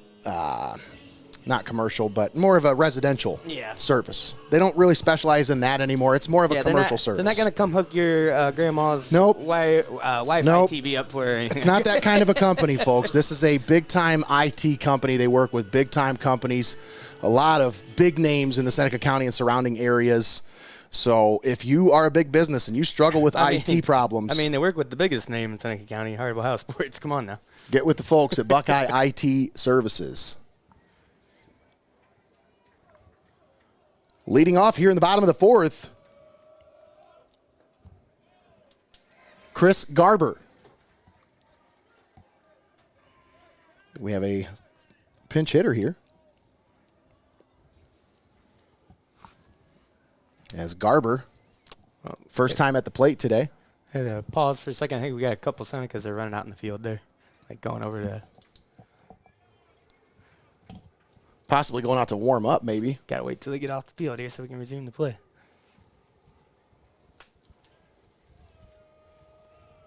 Go out in the bullpen area there. So we got to tell Donnie, I don't know if he can hear us out here or not, but he's got to keep his eye out for that sign of the game for us. He's the one that's got a good bird's eye view, all the fans out here.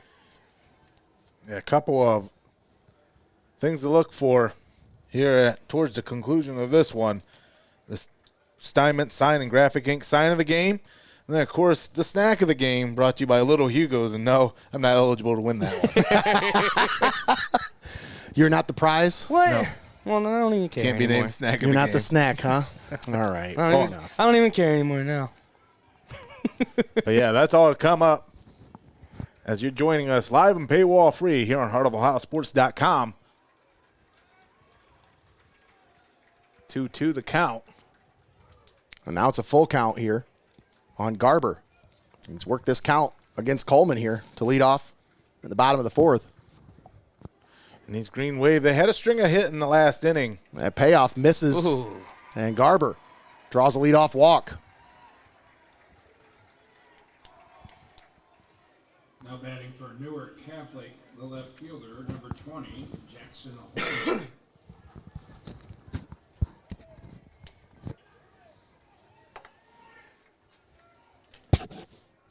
That'll bring up Jackson Holman. One-run ball game. It's 3-2 Calvert. Here in the bottom of the fourth. Runner at first. Nobody out. Coleman starts out Holman with a pitch outside. Coleman starts out Holman. Show him bunt with one man on to start here. Trying to move that runner over here. Trying to get Coleman in a jam early. That one's in there for a strike. I don't know if it was in there or whether he offered at it. This is like the second time he Second did this offer at kind it. of. Yeah, he kind of had the bunt up, but then he kind of just dropped the bat down. This. One ball, one strike. Don't matter if the pitch is good though. Swung on and Nice. missed. So he dropped the bunt sign. Decided, hey, I'm going to swing at this one. He swung through it. 74 on that one.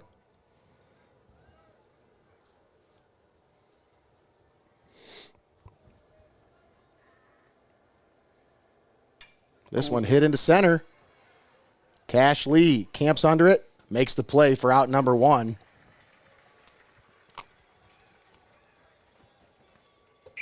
And one will stay. Oh no!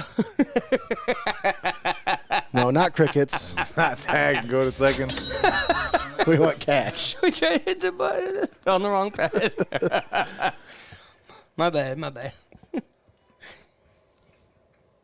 I was about to hit the At least corner we one didn't anyway. hit this one. I'm a wizard and a king. A wizard king, yes. was No, looking I'm for- not king of wizards. I'm a king that happens to be a wizard. Oh, we got ourselves a mound visit here, guys. And we do have a mound visit brought to you by our friends at Robbie Paul Construction and Excavating. Boy, I was so tired last night, Tommy. I'm trying to record a liner for this guy, and I could not say excavating to save my life. Like, I was trying so hard. I'll tell you, that's one of my favorite things, though, is like Nate nails everything so well live on the air, and he's such a good broadcaster. But sometimes when we're in the studio and he goes to record something, his little flubs just crack me out so much because he's always like, you know, You stop in at this place and, dang it.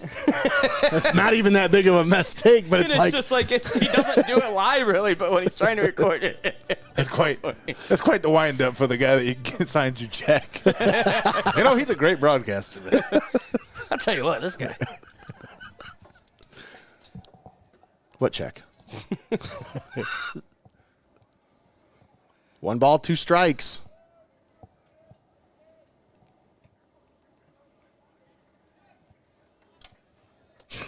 What?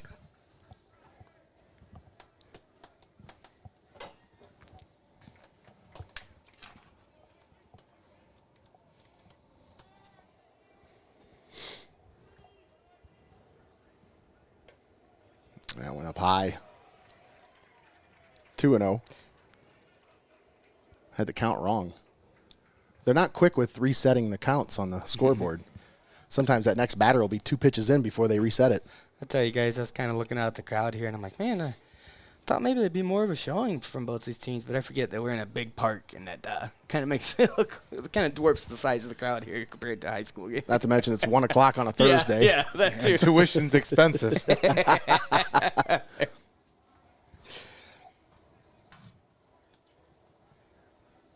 2 balls, 1 strike.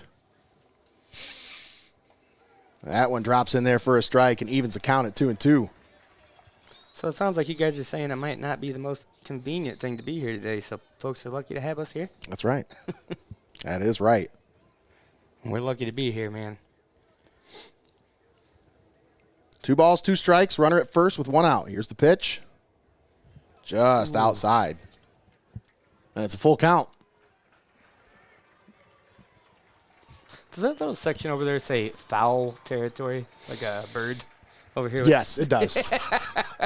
FOWL. I already told you, Nate, I'm going to coin the phrase quackrin right now. And I want the merchandise. I want the money from it. Swung on and missed. Throw down to second. Not in time. Ooh. But they got out number 2 at the plate. And a runner at second base, Garber, scampers on over. Now batting for Newark Catholic. Not to be confused with the skedaddle. Why is it that my brain can see like both of those sounds? I see like a cartoon character doing them.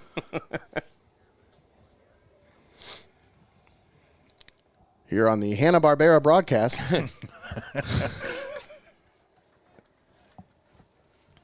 It's Alex Nagel at the plate. 2 for 2 today. 1 ball, no strikes. Ooh. Hits this one back up the middle. Shortstop up with it. Throw over to first. Out number 3. So the Green Wave leave 1 stranded, but the Senecas still lead it. It's 3-2 after 4. You're tuned in here on heartofohiosports.com. We'll be right back. At the end of 4.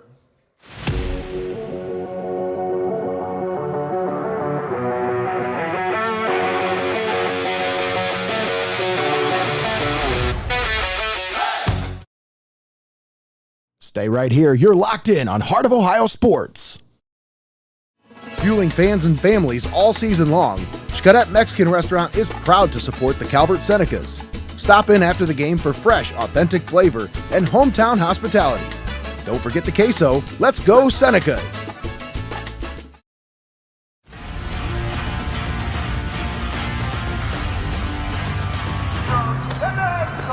At Heart of Ohio Sports, it's obvious. The first thing that comes to mind is sports.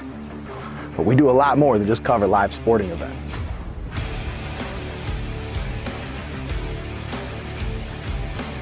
Go, go, go!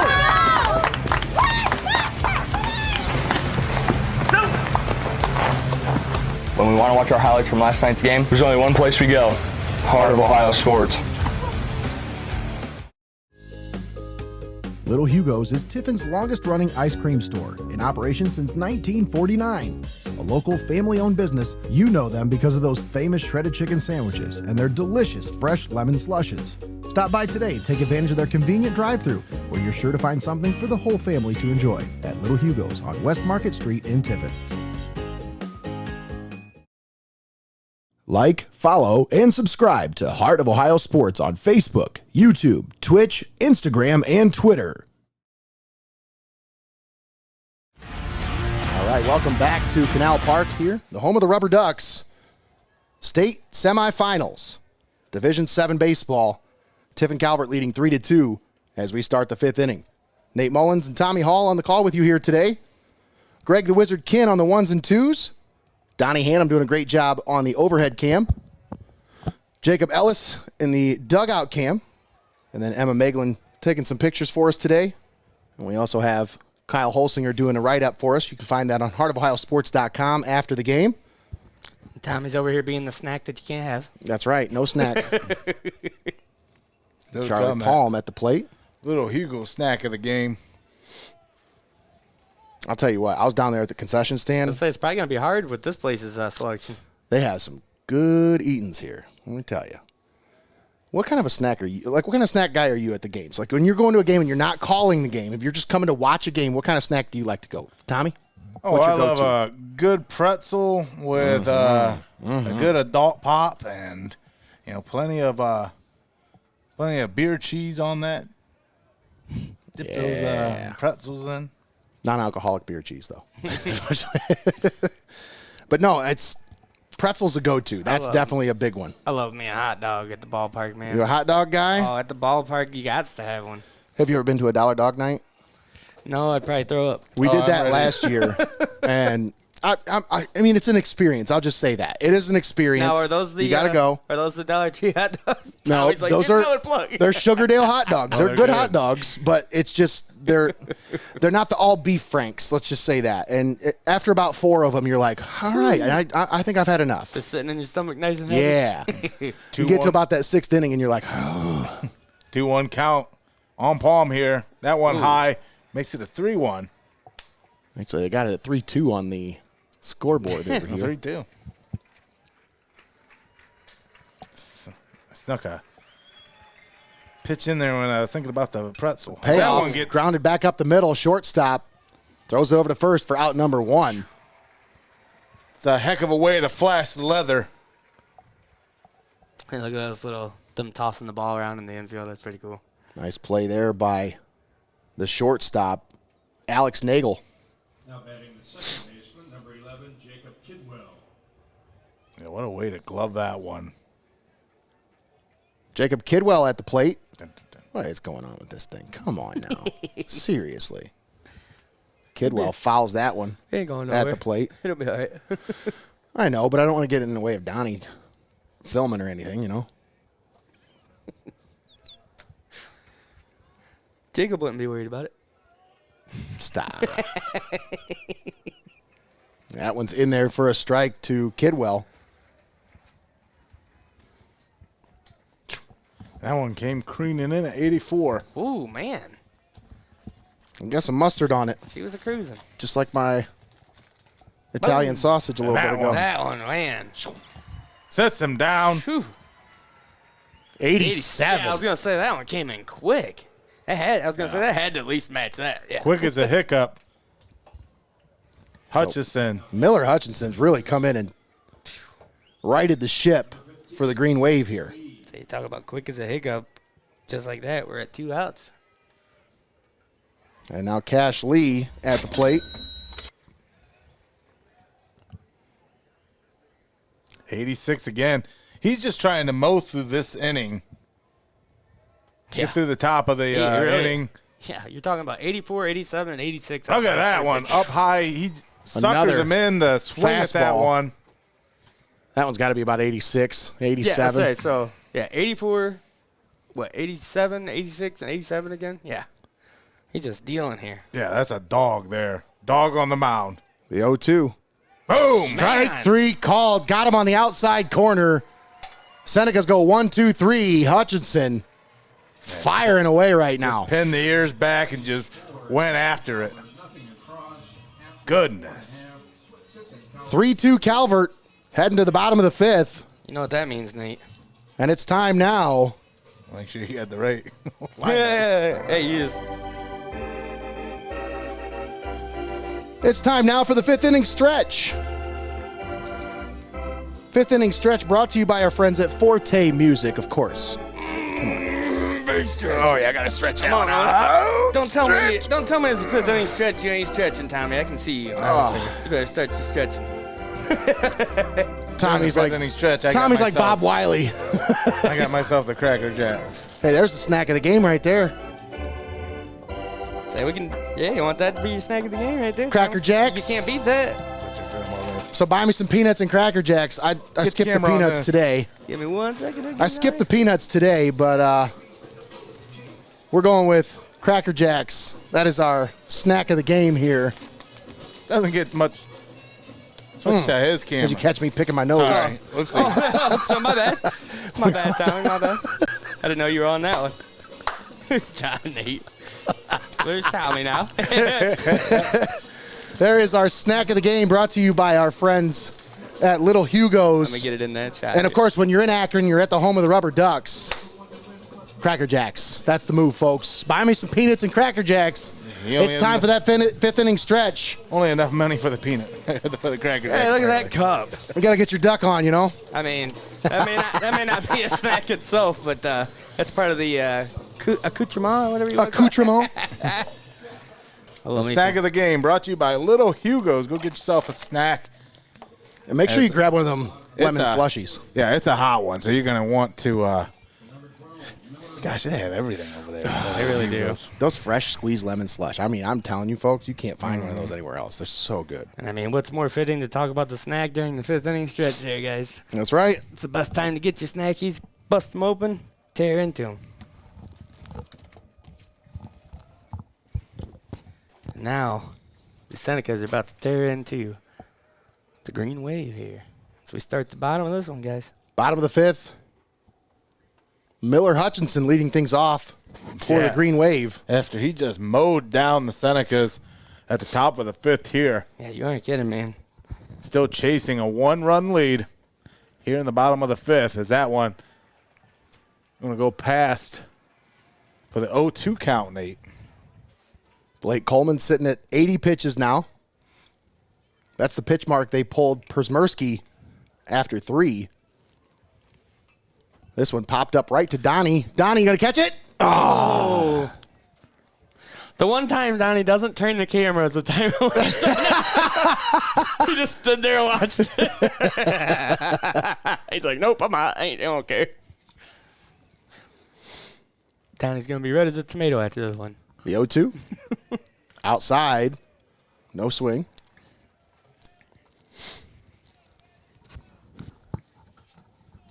Yeah, Donnie's going to be he's going to be hurting. He's going to want hazard pay after this one, Nate. The 1-2 up high. If he didn't put his SPF on knowing he's going to go to a baseball game today, that's on him. The game that we went to a game on a Saturday morning for the Calvert softball, I believe. This one hit back up the middle, he almost right past Coleman into center field for a base hit. He almost snagged it like behind him. And Miller Hutchinson on base with a leadoff single. Yeah, after facing the 0-2. Man, that literally went by right behind him, man. He tried. Almost hit him. It's a great effort there. He saw it going, he turned his body to the left when he threw it, and then he saw it cruising behind him there. He reached back for it, but it's unable to snag that one. Now with the runner on.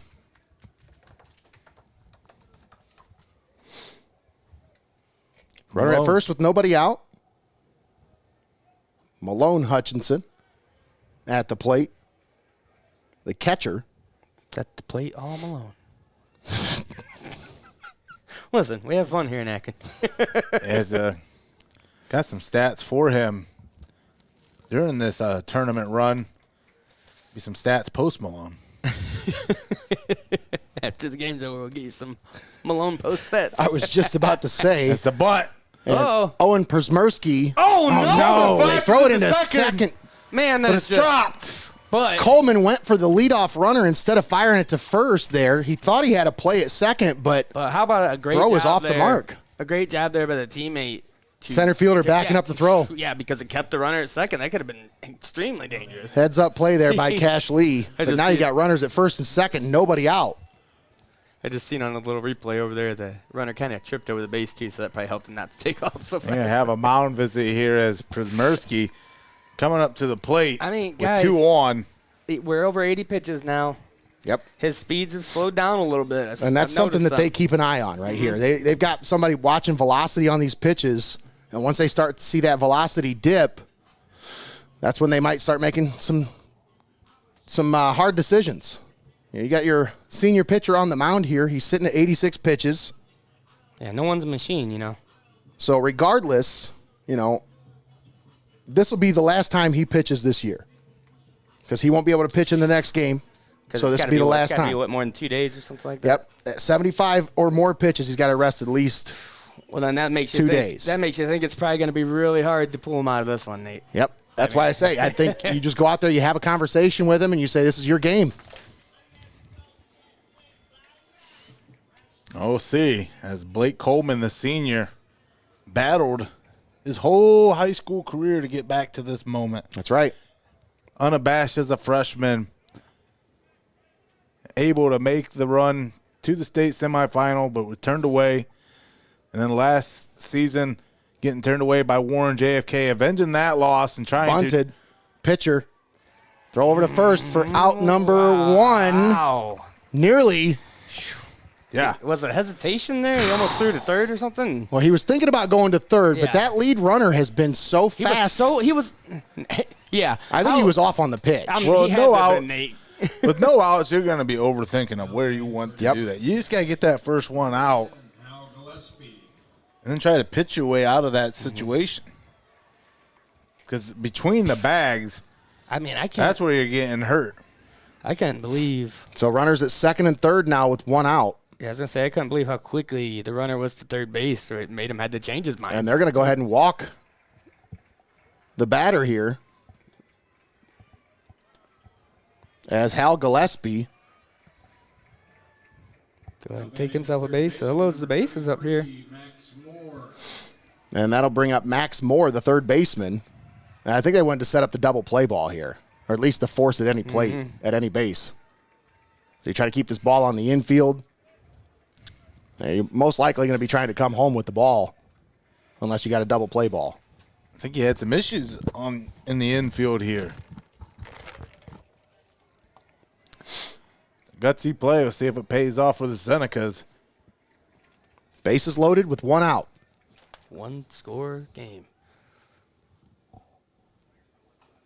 This one grounded down the first base line, but foul.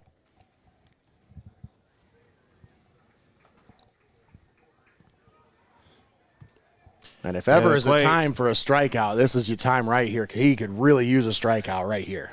And that play would have been the throw to home, then back flashed over to third. Yeah. Yeah, a strikeout here could just do so much, not just for your team, but for your confidence at this point in the game. Here's the 0-1. Swung on and missed. Actually foul tipped at the plate, thankfully. Yeah. Because that got all the way to the backstop. That would have easily scored a run there. So now it's 0-2 here on Max Moore. Chance to take a little bit of pressure off yourself. Coleman comes set. Bases loaded. 1 out. Here's the 0-2. Swung on. Hit to short. Shortstop up with it. Throw to second. Not in time. The relay off the mark. Into the dugout. Oh, no. It bounced back out, Nate. 2 runs will score, and the Green Wave take the lead 4-3. Man. It's just those little errors, those little mistakes like that. They just, I don't know where, you're seeing plays you're not used to seeing out of this team. They're so disciplined in the field. And there's situations where you know what to do with the ball, but they're trying to make an extra play or trying to make the play that's too hard to make. Just make the play that's there. Throw the ball to the, if they'd have made the right play in the first instance, you have 2 outs in this situation, and that's a different, I don't know. Because yeah, and you just, yeah, Nate, I know it's hard because they just want to get that lead runner, and they've tried twice now and had an off throw because they're trying to keep that lead runner from scoring. They're trying to get too much at once. Now you've got 2 runs on the board here, and you've lost the lead. Yeah, 4-3. And that'll be the end of the day for Blake Coleman. Newark Catholic now taking the lead here in the bottom of the 5th. And coming in for Tiffin Calvert now. Big brother hands the ball to little brother. Tucker Coleman will check into the game for Tiffin Calvert. As this is familiar territory here, Greg, as we remember just 3 years ago we were here when the ball was handed to Blake Coleman as a freshman in this very same situation. Yeah. Calvert Senecas trailing, looking to put out the fire in a situation like this. Blake Coleman came in and settled the game down for the Senecas. And that's what you're asking this young freshman to do here, Tucker Coleman. So I believe 2 years ago when we were here, didn't that go into extra innings? I thought we went into like an against 8. Highland. Yeah. Like, I mean, it's just each team when they get to the stage, man, they just up their game. It's just a different level. This whole stage is a different level to be on. Yep. And like, you know, the whole mentality of win or go home, it really can get to you here. Like the stage can become too big for you. And you can't say the Senecas haven't had their opportunities. They've probably left about 9 runners stranded here today. Yeah. Yeah.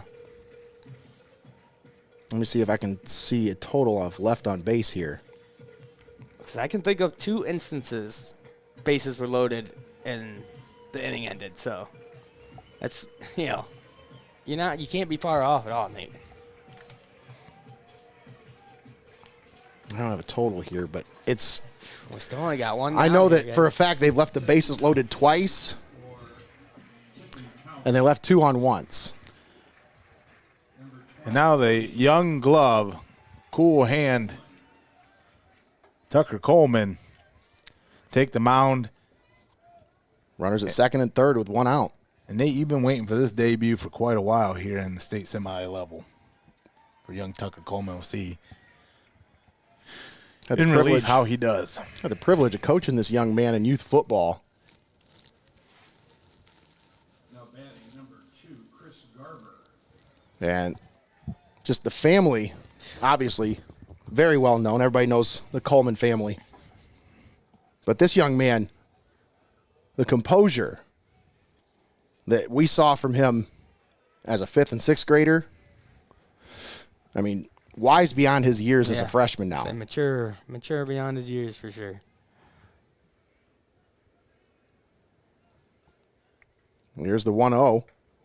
That one's in there for a strike to Chris Garber. Garber came in as a pinch runner. Actually, no, that's not Garber at the plate. Garber's at second base. This is Holman at the plate. That you get for going off the screen over there, Nate. 84-mile-an-hour fastball there. Man, now that's what you're talking about. We're talking about freshman glove here. So I haven't seen a speed off the ball like that in a minute here from the Senecas. It's a 3-1 count here. They're coming out throwing some heat. Some command issues getting the warm-up here, though.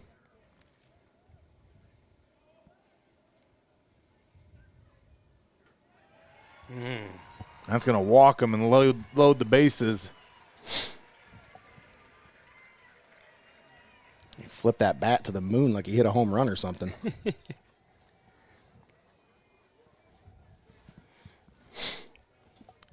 Catcher's going to come out here to this picture for a second. So Tucker Coleman issues a walk that'll load the bases with 1 out. And that will bring up... Man, who is running this game changer? Come on, guys. Get your stuff together. It says Jackson Holman. Is that right? For real.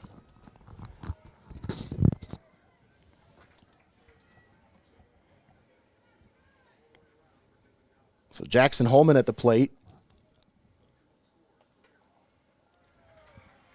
That's what was wrong. My game changer was ahead because I was on somebody else's. I don't know. I think it was the Newark one. I'm not sure. Holman is 0 for 2 today. Here's the 1-0.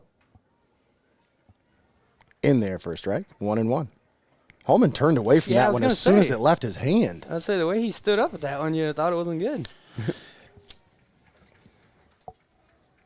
I think he just had the take sign all the way there. Here's the 1-1. Oh. Foul tipped on a check swing. That's 1-2.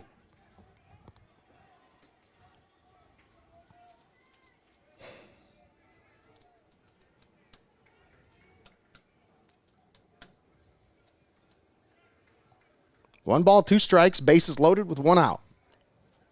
4-3 Newark. This one grounded down the third base side and foul.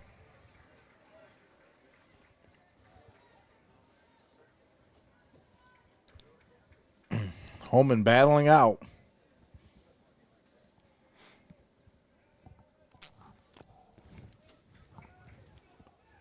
One ball, two strikes. Tucker Coleman comes set.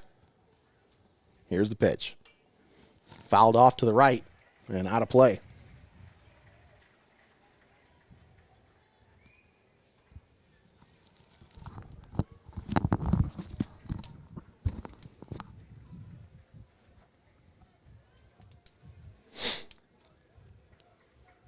I look for this one to be inside, well inside. Bases loaded. Here's the 1-2. Try to get him to chase that one outside. 2 balls, 2 strikes. 1 out with the bases loaded. Newark Catholic scored 2 here in this bottom of the 5th to take a 4-3 lead here over Tiffin Catholic. The 2-2 is up high, and it's a full count. A full count with bases loaded. Just got themselves dug into quite the hole here, guys.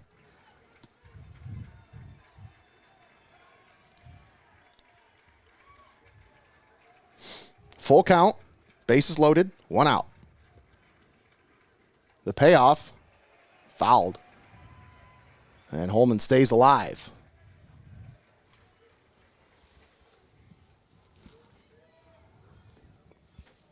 Can't say enough about the facilities here, Akron Rubber Duck Stadium. Yeah, some of our crew that was first timers here today looked like kids on Christmas morning. It was awesome. You love to be able to treat these guys to stuff like that. You know, they worked really hard this year.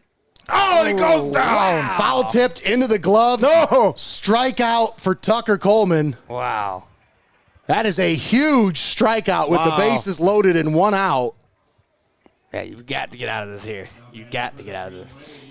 And that'll bring him back to the top of the order with Mikey Hess. 0 for 2 with a walk and a strikeout.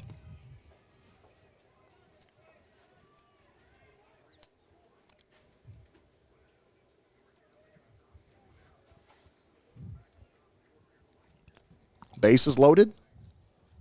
2 down as Hess watches that one outside.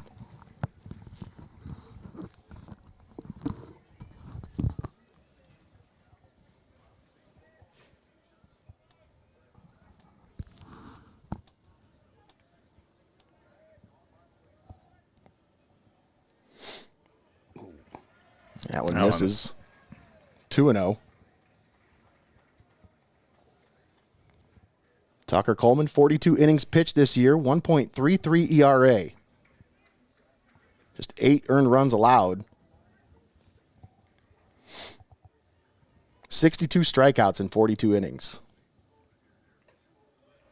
High again. Misses. It's 3-0. 3-0. So Coleman coming in and having some trouble locating here as he's thrown 10 balls and 7 strikes. Hey, he's got some speed on him, but yeah, you said he just can't quite locate. Got to locate, yep.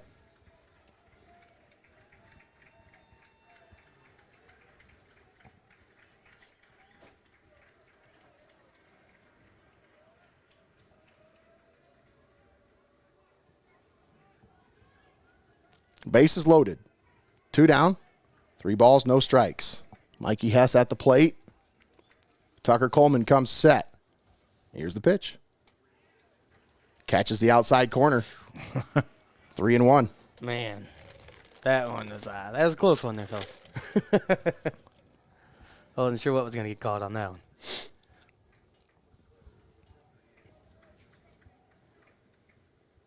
Here's the 3-1. Swung on. Chopped back up the middle. Right over his head. Past the second baseman into the outfield. Another run will score. It's now 5-3 Newark Catholic. We've seen this all season, Nate, especially late in the season when these rallies start to get going. No matter what the team, it's really hard to slow them down. Yep. Yeah, bats coming alive. Your dugout's rallying. It all plays and all plays together. And now again, it's all about how you respond to it. Yeah, the game's not over yet, but you've got to get out of this inning here. Bases stay loaded with 2 outs. Alex Nagel at the plate is 2 for 3 today. And now we're going to have a talk with the pitcher. As Connor Moyer wants to come out and just get on the same page.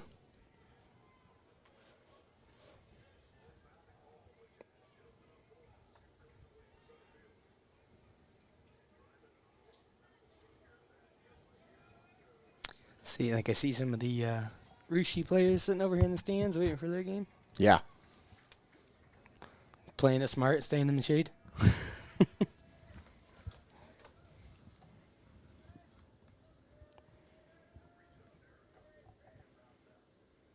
Oh, my That goodness. pitch gets away from Moyer. Throw to the plate is, he got him! Oh, The play at the plate gets the runner. Wow. You talk about an accident. Wow. To a miracle there for you. Now that right there is a big play. Tiffin Calvert just dodged a bullet right there. Yeah, you aren't kidding, Nate. As that could have been trouble, and then you still got a player at the plate with 2 outs. Instead, you get out of the inning with the bases loaded. What a break for Tiffin Calvert, but Newark Catholic puts 3 on the board. They take a 5-3 lead. Can the Senecas put runs on the board? They haven't had one since the 2nd inning. We'll be back after this. You're watching Heart of Ohio Sports.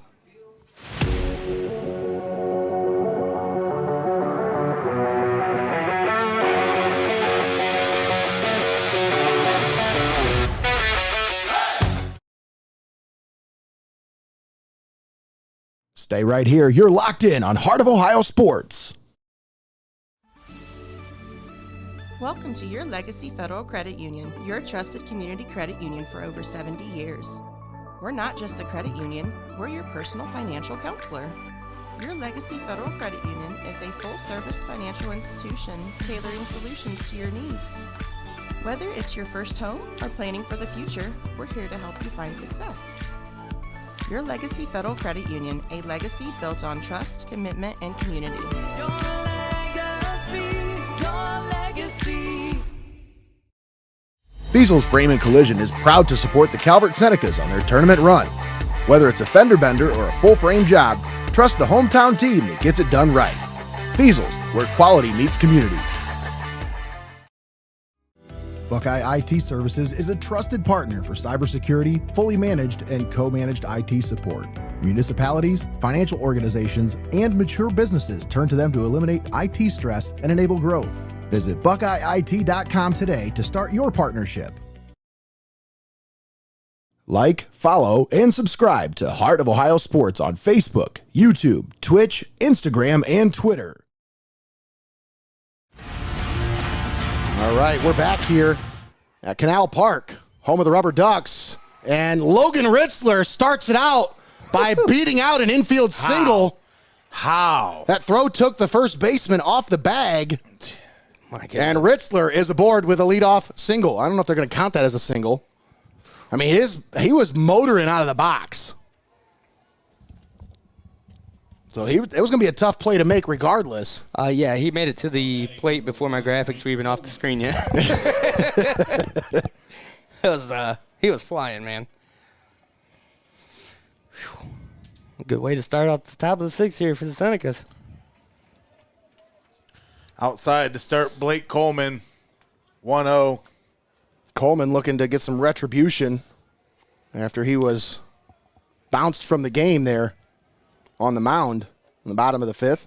Coleman sends this one into left. This one's going to go back all the way. Nice. Close to the warning track.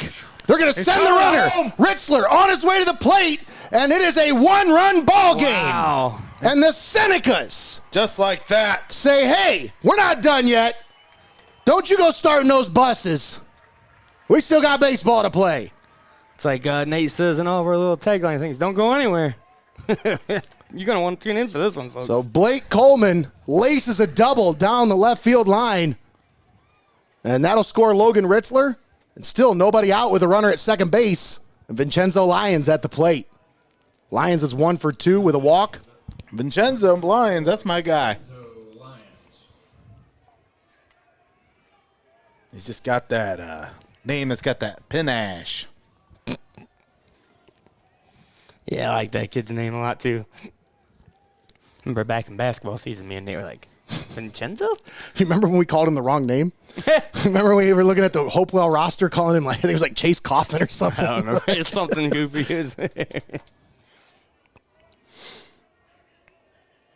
5-4 Newark Catholic on top. Runner at second. Ooh. Nobody out. Almost at his hands there.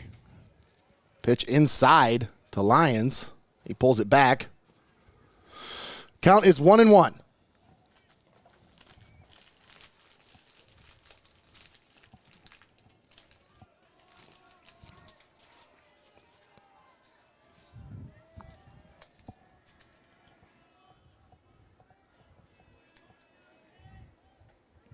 That one's in there for a strike. It's 1-2 here on Lyons.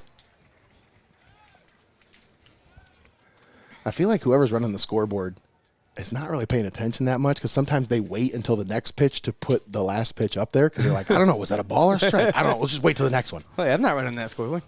It's always an unenviable task. Yeah, seriously, that's not an easy thing to do.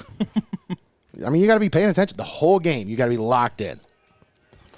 Yeah, and then when you got umps with weird hand signals and stuff, it's hard to tell.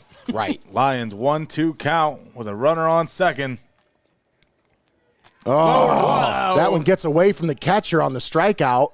Throw down to first. Now the runner is off to third, and he is in there safely at third base. What a slide. He didn't try So even though Vinny didn't try to beat it out. He knew that they were going to make that play. They had to make that throw to first. Mm-hmm. Yep. Because the catcher dropped the ball, he had to make the throw. Absolutely. Yep. And with that base open, Vinny said, hey, I'm going to make you throw it down there. Well, A.J. Shoemaker, no stranger to heroics. Instrumental. 2 outs, full count in that game against Warren JFK in the regional as that one flies up, and we'll go foul. But, yeah, Nate, we talk about how it's this Calvert squad, they go down swinging, if anything. It goes to the last pitch, and they were able to get out of that situation against Warren JFK to come away with the win to make it to this step. They came back from 3 down in that one to win with 3 runs in the 6th and 1 in the 7th. Here comes one at Shoemaker, home. the bunt at the plate actually hits off of the plate, so Yeah, like one we'll make him down. come back and do it again, this time at 0-2. He almost bunted it twice. Yeah. Like, he bunted it. Bunted it and then bunted him off himself. These pitches still coming in around 86 miles an hour. Yeah, he's got a rocket launcher attached to that shoulder.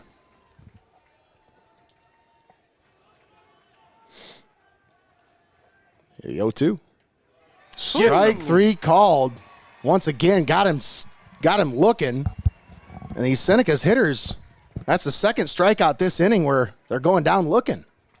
So that one looked like it just cruised in higher and then dropped down. Yeah, absolutely, Greg. And for Hutchinson,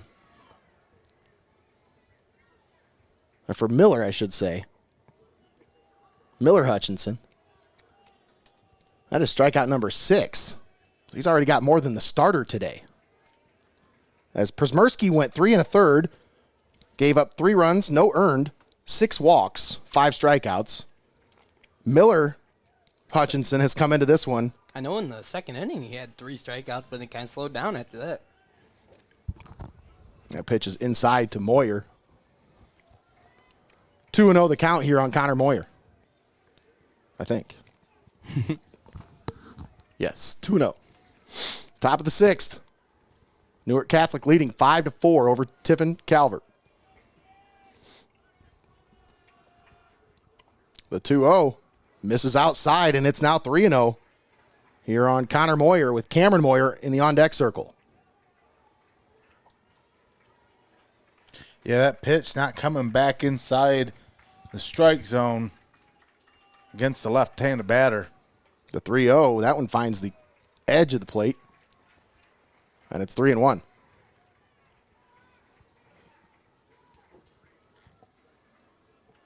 Runner at third base with 2 outs. Connor Moyer at the plate. Here's the 3-1. Inside. Oh, no, they're going to say that was in there for a strike.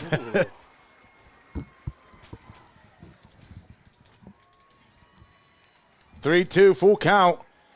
With a runner on Hutchinson's third. Hutchinson right now is just playing because he knows he's got these hitters guessing. Here's the payoff. Fouled back into the net. That one had some gas on it. I think it was coming about 87 most likely. Yep.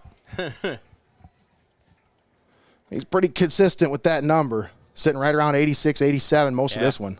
And he hasn't really flirted with the off-speed stuff too much. He's pretty much just coming straight after these hitters with gas. Yeah, he's just daring them. Here's the payoff.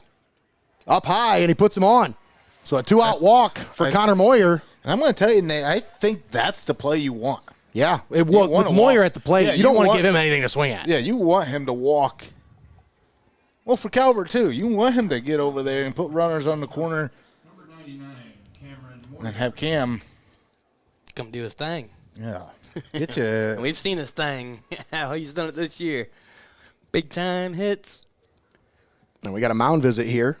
Brought to you by our friends at Robbie Paul Construction and Excavating.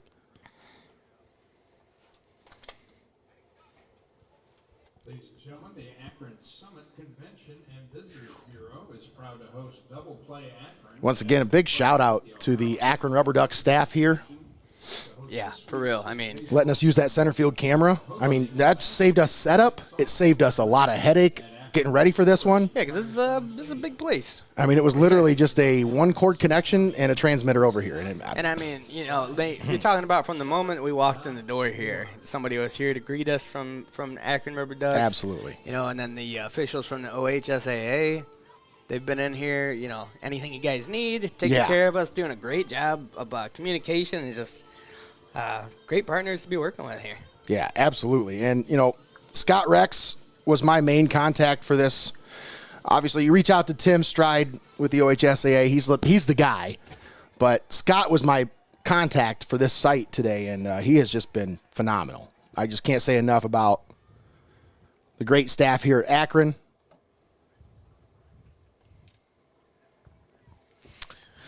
As well as all the great staff with the OHSAA.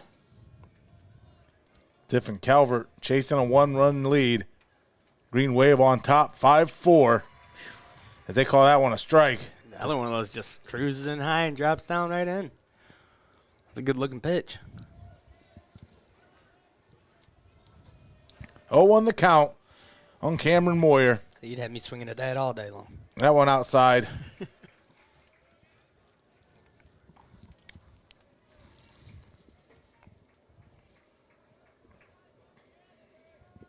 Good eye by Moyer on that one. Still 2 down. Runners on the corners. Moyer takes a swing at that one. 1-2 the count here. A big shout out to Nathan Grella, the on-site coordinator here with the Akron Rubber Ducks, kind of the director for their It's going to take media. all on down in a second. Look at him just sneak on in a second. Look at that little scamper on over there. He did it was like a little sneaky kind of started off slow trot. He watched the picture and he said, no, we don't see me. I'm just going. That was about as sneaky as you can get right there. He's tiptoeing his way over there. You don't have toe tips, so how can you Your tiptoe? fingertips. Swung on and missed. Big strikeout. He's not happy with himself there. You see the old bat to the cleat. He's like, oh. I mean, that was. Senecas leave 2 stranded. He leaves 1 stranded on third, and then once again, he had the bases loaded when he went down swinging the last time. But guys, they did put 1 up there. Yep. So we're one It's a closer. 1-run ball Yep. game. You got to come out here, do your thing, make sure you don't let them get any more runs, and then you still got your chance. Strikeout number 3 today for Cameron Moyer. as he has been trying to find some answers at the plate against these Green Wave pitchers. Nate Mullins and Tommy Hall on the call with you here today, along with Greg the Wizard Kinn on a beautiful Thursday afternoon for baseball here at Canal Park in Akron. Logan Ritzler takes over on the mound for Tiffin Calvert, so Tucker Coleman only got that one inning, and his day is over. I mean, it wasn't the most successful inning, if we're going to be honest about it, and the Green Wave seemed to kind of almost have his number, had him kind of figured out there right off the bat. You know, didn't even take any time to get adjusted to him. So, probably a good call here to bring in a fresh arm, but a different look. With that being said, if they were to come away with a victory here today and pull this one off, Tucker Coleman would be available to start on Saturday if they need him, being that he only pitched 19 pitches in that one. Mm-hmm. And I think the coaching staff probably said, look, you don't have your best stuff today. 10 balls, 9 strikes, you're struggling with command to come out. You know, maybe it's just not your day. Right. I mean, we'll save you for the day. Maybe it is your day. Maybe Saturday's your day if we can get past these guys today. So it's a big if. Obviously, there's a lot of ifs involved, but you're hopeful. If you're Tiffin Calvert, you're Matt Coleman and that coaching staff, that's why you make these moves. Because not only do you have to be thinking about getting the win today, but you also have to be mindful about Saturday if you potentially could win. Yeah, there's a lot that goes into these. Being a coach, thinking about the future. And with a 10 a.m. start on Saturday morning, whoever is going to be there, they got to be ready. And ready to go at 10 o'clock in the morning. When's the last time you had a baseball game at 10 a.m.? Let's thank our sponsors for allowing us to be here, bringing you this ball game right here on heartofohiosports.com. We want to thank Your Legacy Federal Credit Union, XCARET Mexican Restaurant, FEASEL'S Frame and Collision, Lee's Floor Covering, Scott Stevens, your local mortgage loan officer, Forte Music, Jay's Culture Barbershop, Buckeye IT, Little Hugo's, Robbie Paul Construction and Excavating, STEINMETZ Signs and Graphic Inc., PLASONITE 3D Printing, and Benchwarmers Restaurant and Delivery.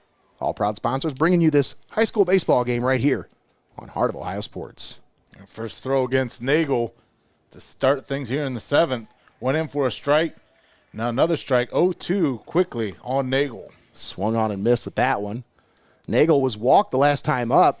He is 2 for 3 on the day today. Actually, I'm wrong. He was not walked last time up. But he is 2 for 3. So these pitches coming in about 73 on the last one, 75 on that one there. So a little bit slower than Coleman was dealing.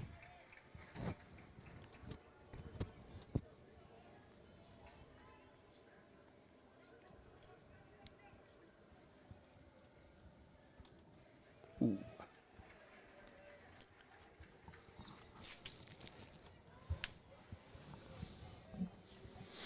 So the home scoreboard has him 2 for 3, but both game changers only have him 1 for 3. So I'm going to go with the home scoring on this one just because, I don't know, seems like they might have a few more games under their belt. So Ritzler, after getting ahead in the count 0-2, fell behind 4 straight balls, puts him on base, leadoff walk for Nagel. Calvert's really got to count on these other pitchers here to show up today because you need them to get you out of this jam. And we said that at the start of this one, you were going to have to battle in the bullpen, and Green Wave, Newark, they've Hutchison's just really taken over and taken command. Here he is at the plate, 2 for 3 today. So you sure isn't there a couple Hutchisons? No, it was at Holman's. I can't even remember. But, yeah, he come in, taking over at the plate, and it's just been dominant for them. This one hit just over the glove of the second baseman. Kidwell went up there to try to get it. Man. But it just goes off his glove, and now Hutchinson Miller is 3 for 4. Man, I wish they would not do that on Game Changer. Why do they list these kids with their names backwards? I don't care if they got the same last name or not. Like, why do they have these kids' names backwards? Everybody else is listed the right way, but these 2 kids are listed backwards. so I keep calling this kid Miller. Just didn't mess with you, Nate. Are they going to swap out a runner here?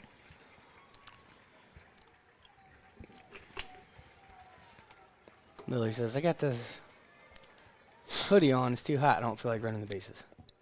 I guess not.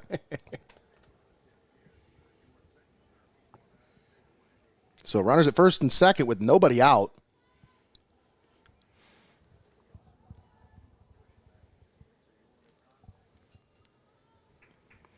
And Calvert's just not, haven't really found a good answer in pitching here since they switched. Yeah, Blake Coleman seemed like he was really settled in there and then issued a couple walks. They took him out. And since then, it's just been tough going for the Senecas.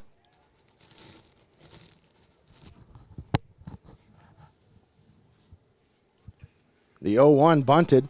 Pitcher slings it over to first. Once again, his throw almost takes the first baseman off the bag. Yeah. He does this like whip, like a sidearm throw. Man, and it's like, that's not accurate. I know your body is taking you towards the line there, and that's kind of like you see Major League Baseball players make that play all the time. I can feel it, Nate. You're just getting frustrated because, again, almost. I'm seeing them make plays that you don't ever see them make. You just seen another one almost slip right through the cracks there. Yeah, man. Like, I'm not seeing this all year long. He fell off that bag like that, and I'm just like, man. Yeah, it gets frustrating when these are the things you haven't seen all season. Exactly. Like I said, this is one of the most disciplined fielding teams you've seen in the area. I know they're going to walk Przmierski. Bases loaded once again with one out. And did not pay dividends the last time. Now batting for Newark Catholic, number 10, Hal Gillespie. That'll bring up Hal Gillespie. They walked him last time so they could get to Max Moore. So you can't just walk everybody. You're going to have to strike them down with some pitches here. Well, for Calvert pitching, that's walk number 8. Both teams with 8 walks issued so far.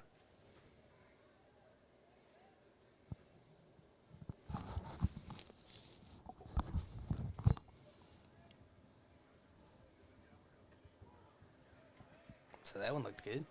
Finds the zone for a strike. It's 1-1.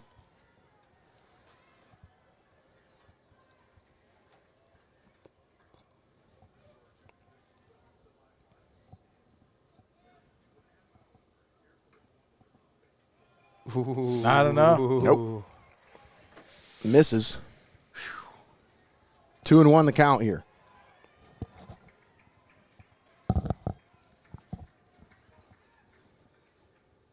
Ritzler comes set. Here's the 2-1. This one grounded.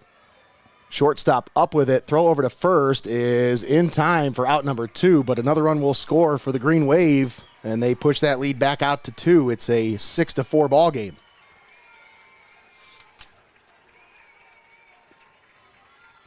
So once again, you load the bases, but it didn't matter. I say at least it didn't matter. At least you got the one out there, Nate. Unlike last time where things just went awry. Well, you placed that hit, too, if you're the Green Wave, right where you needed it to. Mm-hmm. Yeah, but I think every hit that they've hit, Tommy, has been about where they need it to be today. It's like every time a fielder has to make a play, it's in an awkward position. There's been no routine plays really made by the infield defense. It's always jump up. And yeah. Oh, smacks this that one hit into center field. Cash Lee ranges over to make the play for out number 3, but the Green Wave add to their lead. It's 6-4. Newark Catholic after 6. Senecas down to their final 3 outs here. Now, the Green Wave did what they needed to do, Nate. We'll be back after this. You're tuned in here on heartofohiosports.com.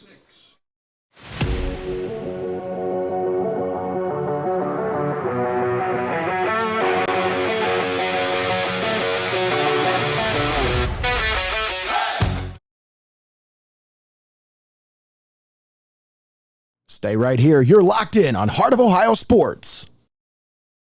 At Jay's Culture Barbershop, Jay DeBarber Godfrey prides himself on precision, passion, and that hometown feel. Whether it's a crisp fade, a fresh trim, or a steam facial treatment that'll leave you feeling like $1,000,000, Jay's got you covered. Support local at Jay's Culture Barbershop in Tiffin. Just like the Calvert Senecas, Scott Stevens delivers when it matters most. For home loans with hometown care, trust Scott Stevens, your local mortgage loan officer and proud supporter of Seneca Athletics.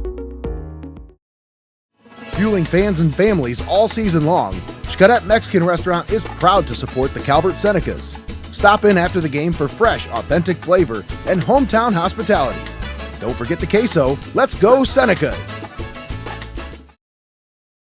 Like, follow, and subscribe to Heart of Ohio Sports on Facebook, YouTube, Twitch, Instagram, and Twitter.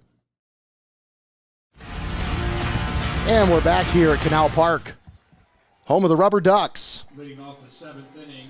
We start the 7th inning. Newark Catholic leading Tiffin Calvert 6-4. Nate Mullins on the call with Tommy Hall. Greg the Wizard Kinn up here with us. Seneca's down to their final 3 outs here. It's been one heck of a game, but they're really going to have to pull something out here in this last inning here, Nate. Yeah, and they're going to have to show something that we haven't seen, and that's clutch hitting. Yeah. They put some runs in the second, and then they had a nice little drought there. They were able to find one in the 6th, but you're going to have to find more than that here. They just have not been able to come through with runners in scoring position here today, as most of their hits have either come with nobody on or nobody in scoring position.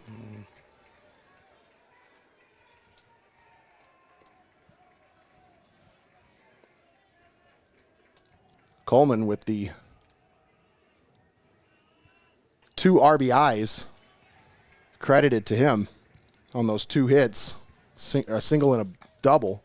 But outside of that, they just haven't been able to get the ball out of the infield, really. That pitch said 65 on it there. A little off speed. The 1-2. Palm takes this one out to the left, and that one's going to go into foul territory. Almost to the duck row.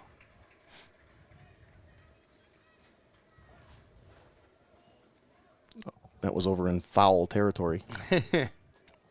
Foul.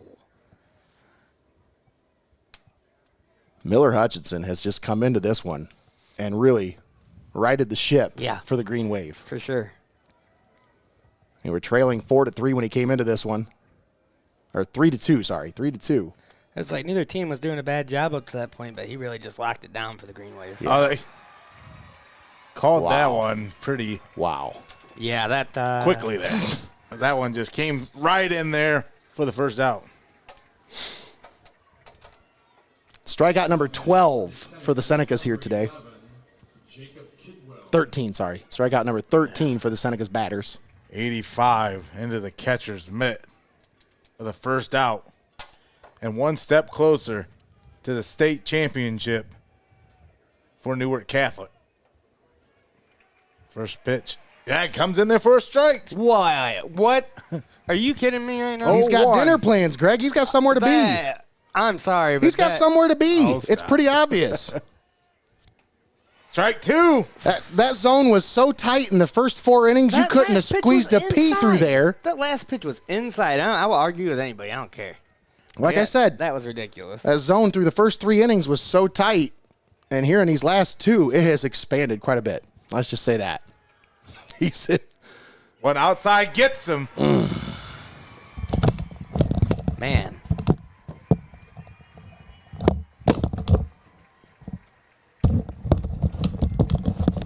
Now the Senecas with 2 down. That one in there for 87 miles an hour. Just trip to the state championship on the line, and the last 2 Calvert batters have gone down with the bat on their shoulders here.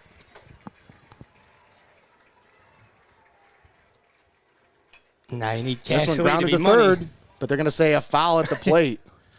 That might have saved that final out. Yeah, you just see the first baseman there. Oh, come on. He must have dinner plans too, Nate. Donnie's like, what happened? Donnie doesn't know what happened there. He's like, didn't he hit it and he out? I don't. Wasn't that out number 3? Oh, Cash Lee, we need you to be money here, my friend.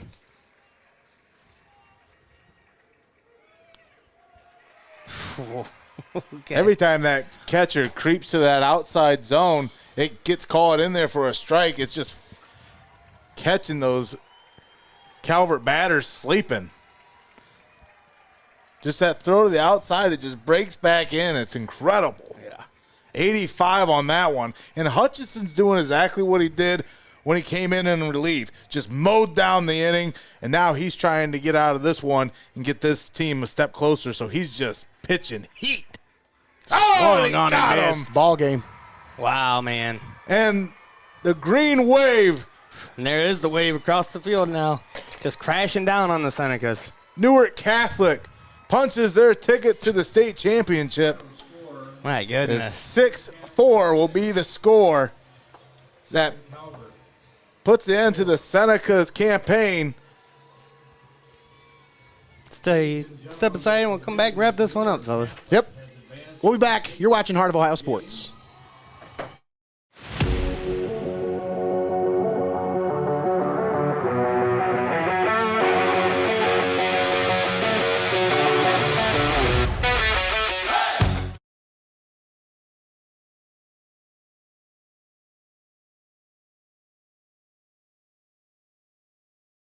Stay right here. You're locked in on Heart of Ohio Sports.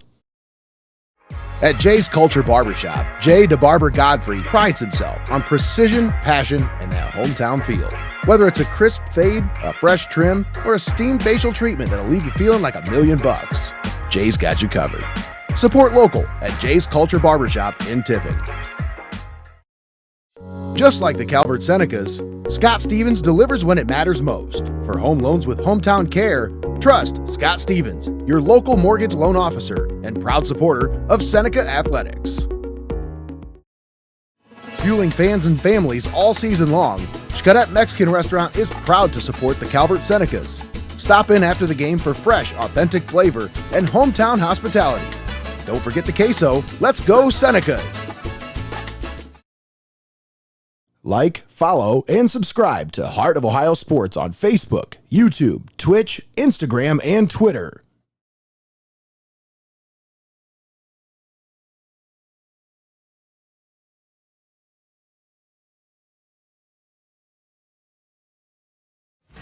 All right, and we're back here at Canal Park after a crushing loss for the Calvert Senecas. Ends their season at 27-4 overall. Nate Mullins and Tommy Hall on the call with you here today. Greg the Wizard Kinn did a great job on the ones and twos, making us look good, making us sound good. What a Donnie game. Hannum on the camera. Emma Moeglin, Jacob Ellis, Kyle Holsinger here helping us out. Big crew for this one. What a ball game. Yeah, you aren't kidding, Nate. There's a roller coaster of emotions here in the suite, as we watch Calvert take the lead there, and we were riding high on emotions there right off the second inning, but we knew there was a lot of game left to go. And then you saw the Green Wave just come crashing in there, especially in that fifth inning. Yeah, things just kind of fell apart there. When Przmierski came out and Miller Hutchinson came in relief, man, he just came in like a ball of fire. 10 strikeouts to close this one out and punch their ticket to the state championship.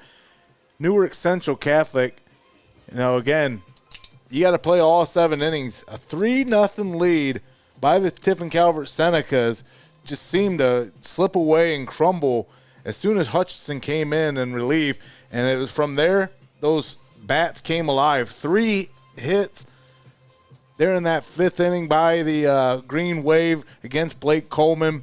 Got the runs, got the lead at one point, but then the Senecas in the 6th, they were able to plate one, but just wasn't enough there in the 7th. Just 1, 2, 3 in order there in the top of the 7th to close this one out. And Newark Catholic, the Green Wave, waves bye-bye to Tiffin Calvert as they move on trying to to the state championship. So I believe they're after like their 12th state championship or something like that. I believe This will be their 10th. They've got 9. Okay. I thought they had 11. My bad, but yeah, I mean, story program, nothing to hang your head about here, but the Senecas, they had it in their grasp, fellas. They had it in their grasp. I mean, Yeah, well, They had so many opportunities, This is Greg. something Seriously, they're that's what it really comes down to. They had so many opportunities to score runs today. You had how many times did you have the bases loaded, guys on second and third, guys in scoring position, and you just could not come up with the clutch hit? That's the story of this game right now. That's the entire. You can say whatever you want about Przmierski, about Hutchinson coming in, shutting them down. That's great, but when you come up short in so many clutch situations, you're not going to come away with a win. That's just how it is. and that was one of the reasons why Hutchinson came in for Przmierski. The walks, the even keel with the strikeouts and the walk, getting up over 70 pitches, caused that situation where, again, Calvert continuously left runners stranded, and they just weren't able to get plate runners when they needed to, Nate.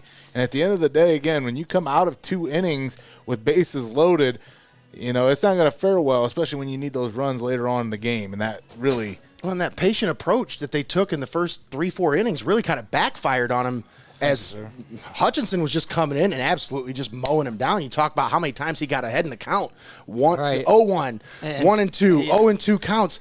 Every time he was up there, he was trying to get ahead in the count. And when he's throwing gas like that, you can't sit back like that. You're not going to sit back and wait. There's times for the patient approach, and there's times to be aggressive at the plate. And, yeah, like you said, Nate, the patient approach was working at one point, but then the change had to be made, and it wasn't made. And they just stood up there and let them just mow him down over and over again.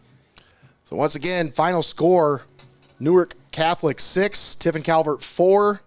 Newark Catholic awaits the winner of Minster and Russia, which will be played here in just a little bit.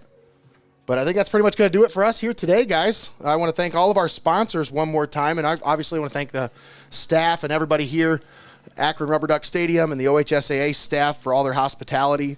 A great welcoming environment here. I love coming to Canal Park. It's one of my favorite venues to call any kind of a sporting event, but baseball, I mean, it is a beautiful venue for baseball. How can you not be passionate about the game of baseball? When you come to a place like this, you see the hallowed grounds that are, Nothing against any place that we go throughout the year, but this is always my favorite baseball game here.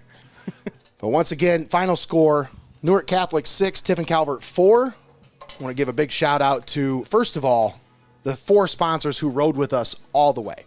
You talk about from the beginning all the way to the end, these sponsors, right before the postseason started, said, hey, no matter what game you guys are on, we want to be on with you. Yeah. And those are the sponsors that make it possible for us to be here, for us to be at games where that sponsor list isn't very long. Maybe there's only 5 or 6 names on that sponsor list. That's those 4 sponsors. Having those anchor sponsors, man, it makes a world of difference. They help so much, and it gives us a little bit of freedom in what we're able to do.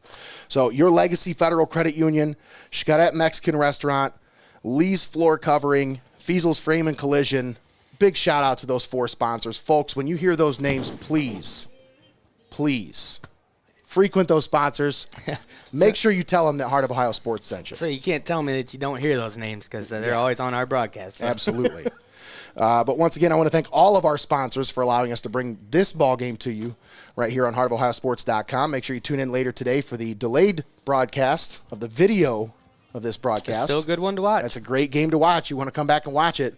I want to thank XCARET Mexican Restaurant, Your Legacy Federal Credit Union, FEASEL'S Frame and Collision, Lee's Floor Covering, Scott Stevens, your local mortgage loan officer, Forte Music, Jay's Culture Barbershop, Buckeye IT, Little Hugo's, Robbie Paul Construction and Excavating, STEINMETZ Signs and Graphic Inc., PLASONITE 3D Printing, and Benchwarmers Restaurant and Delivery. All of those sponsors were responsible for us being here today and allowing us to bring this broadcast to you right here on heartofohiosports.com. All right, guys. Any final thoughts, partner? Tommy, what you got? This Tiffin Seneca squad, at one point I thought, they get to the state semifinal run, what a magic run it was. But at that point, those last 4 years ago, it became the standard for Calvert baseball. And again, your third trip back in 4 years, that says something about the direction that this program's heading. You're just trying to make that next step, that next jump as a program. And Tiffin Calvert definitely has all the tools to do so. Coach Coleman in his 11th season here, again, with a .744 win percentage, as at the helm of the Tiffin Calvert Senecas. Nate, I don't think this is going to be any stranger for this squad in the near future. It's just going to be about finding ways to finish off opponents, especially at this caliber, because when you look at the regular season campaigns of the Tiffin Calvert Senecas each and every season in baseball, they load up a murderer's row because they really want to test their grit and test their mettle. Iron sharpens iron.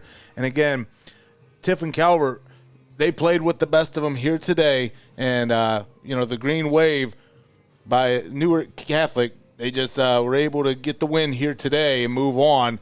So, you always learn more from a loss than you ever do a win. And Tiffin Calvert, they'll remember this. It just was a disappointing end for some of these seniors that remember this scene 3 or 4 seasons ago. And now they come back, work all that hard to get here. Nothing to hang your head about. This is where you'd want your last high school game to be played, if anything. Rushi out there taking pictures like they won the game already. Well, and as for me, I just want to say, we've spoken to the statistics and the gameplay of this Senecas team all season long and how great they really are. And they, you saw the list of all Ohio selections, and almost the whole Calvert team has been listed on there. Yeah. And, the thing that I think about most for me in this season is I just want to say thank you to Coach Coleman. Yep. I want to say thank you to the Seneca Nation.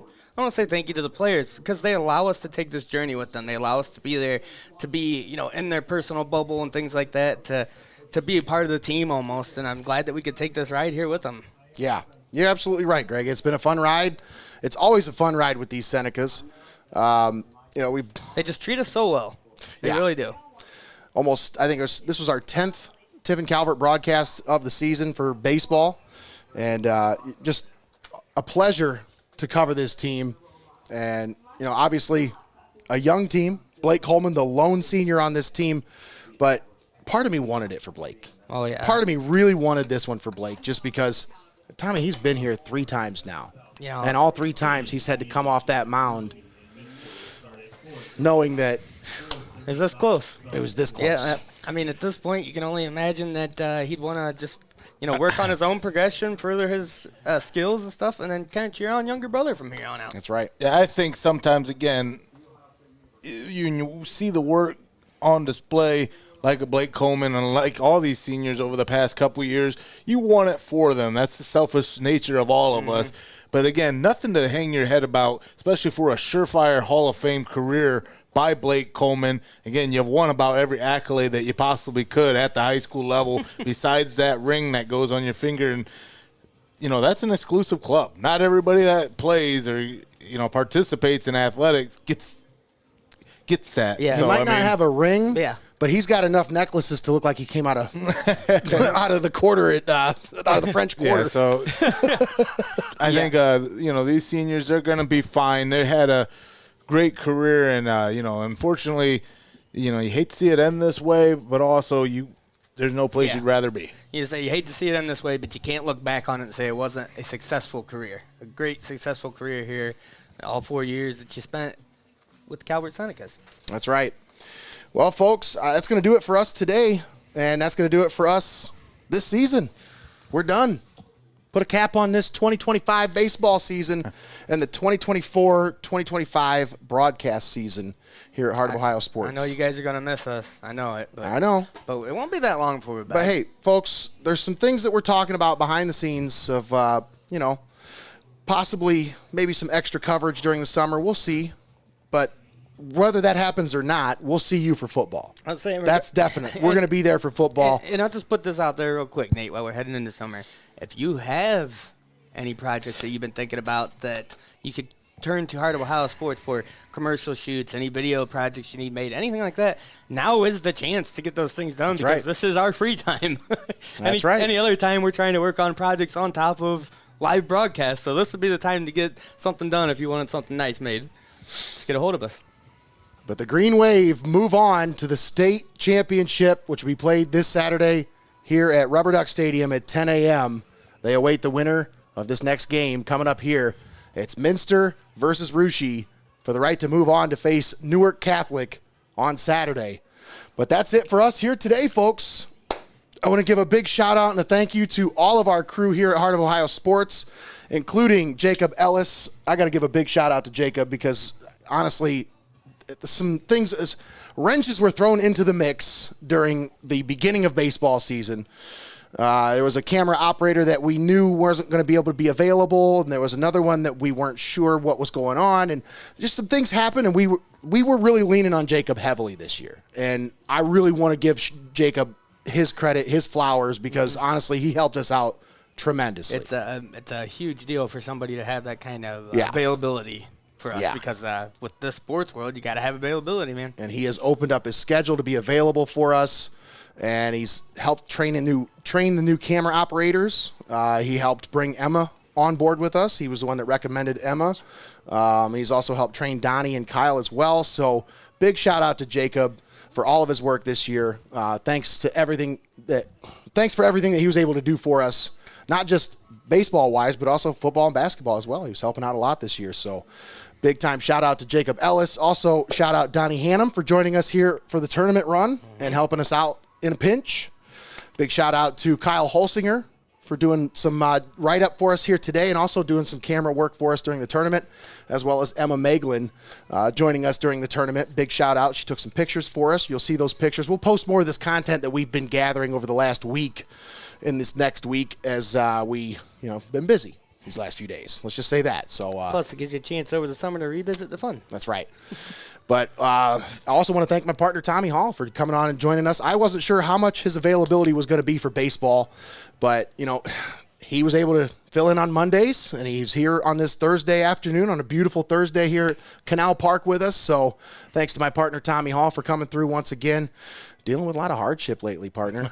It's the classic. Man. That's the family laugh right there. Kinn family curse, I swear. No, it's just, Vince Lombardi said it best. You win with people. And that's right. And the tough times that I've had personally, again, you lean on your friends and you lean on your family. And so my Heart of Ohio sports family, being able to lean on them during some rough times and knowing that we always have each other's back, that's one of the reasons why this company is so great to work for, because it's all a vision of bringing you the best and the best athletes, the best coverage, the best sports journalism and coverage that you deserve to showcase your athletes. Because, again, you only get one bite at this apple. That's and right. We're going to ride this damn thing till the wheels fall off, and we're going to keep bringing you the best moments, the best sports coverage in the area, because you deserve it and your athletes deserve to be showcased as such. So we got a lot coming out of the pike down the road that you're going to want to stay tuned and keep an eye out on. Big news coming up this summer. Don't forget our football coverage, as that's going to be just outrageous as well. So, a lot of exciting things in the fold as this company just continues to grow, and we want to be here without you fine folks. So we want to thank you also for tuning in and supporting us over the years and really giving us a foothold in our coverage area, as we truly are the pulse of the Buckeye State, and we want to be here without our great fans and our community-minded sponsors. Absolutely, Tommy. Thanks a lot, partner. No problem.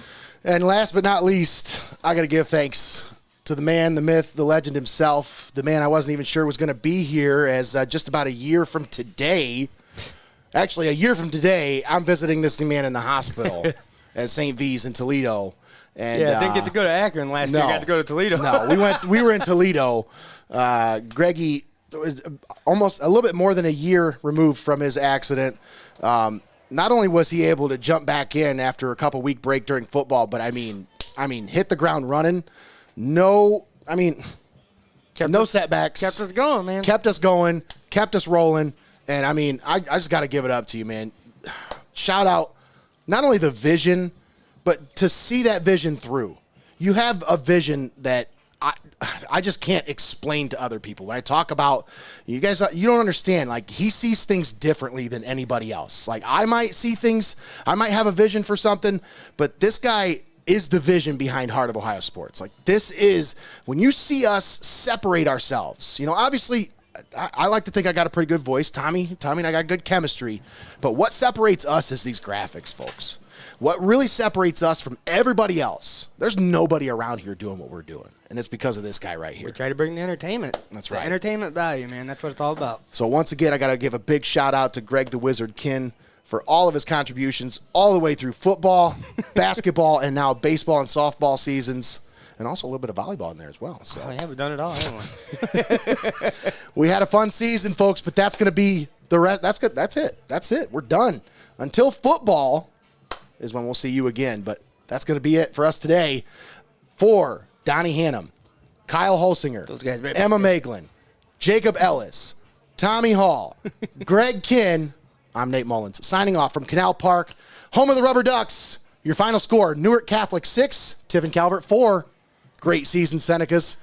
Have a great day, everybody. You've been watching Heart of Ohio Sports. These guys couldn't wait to sign off before they start stuffing their face. Good night, everybody. See you guys.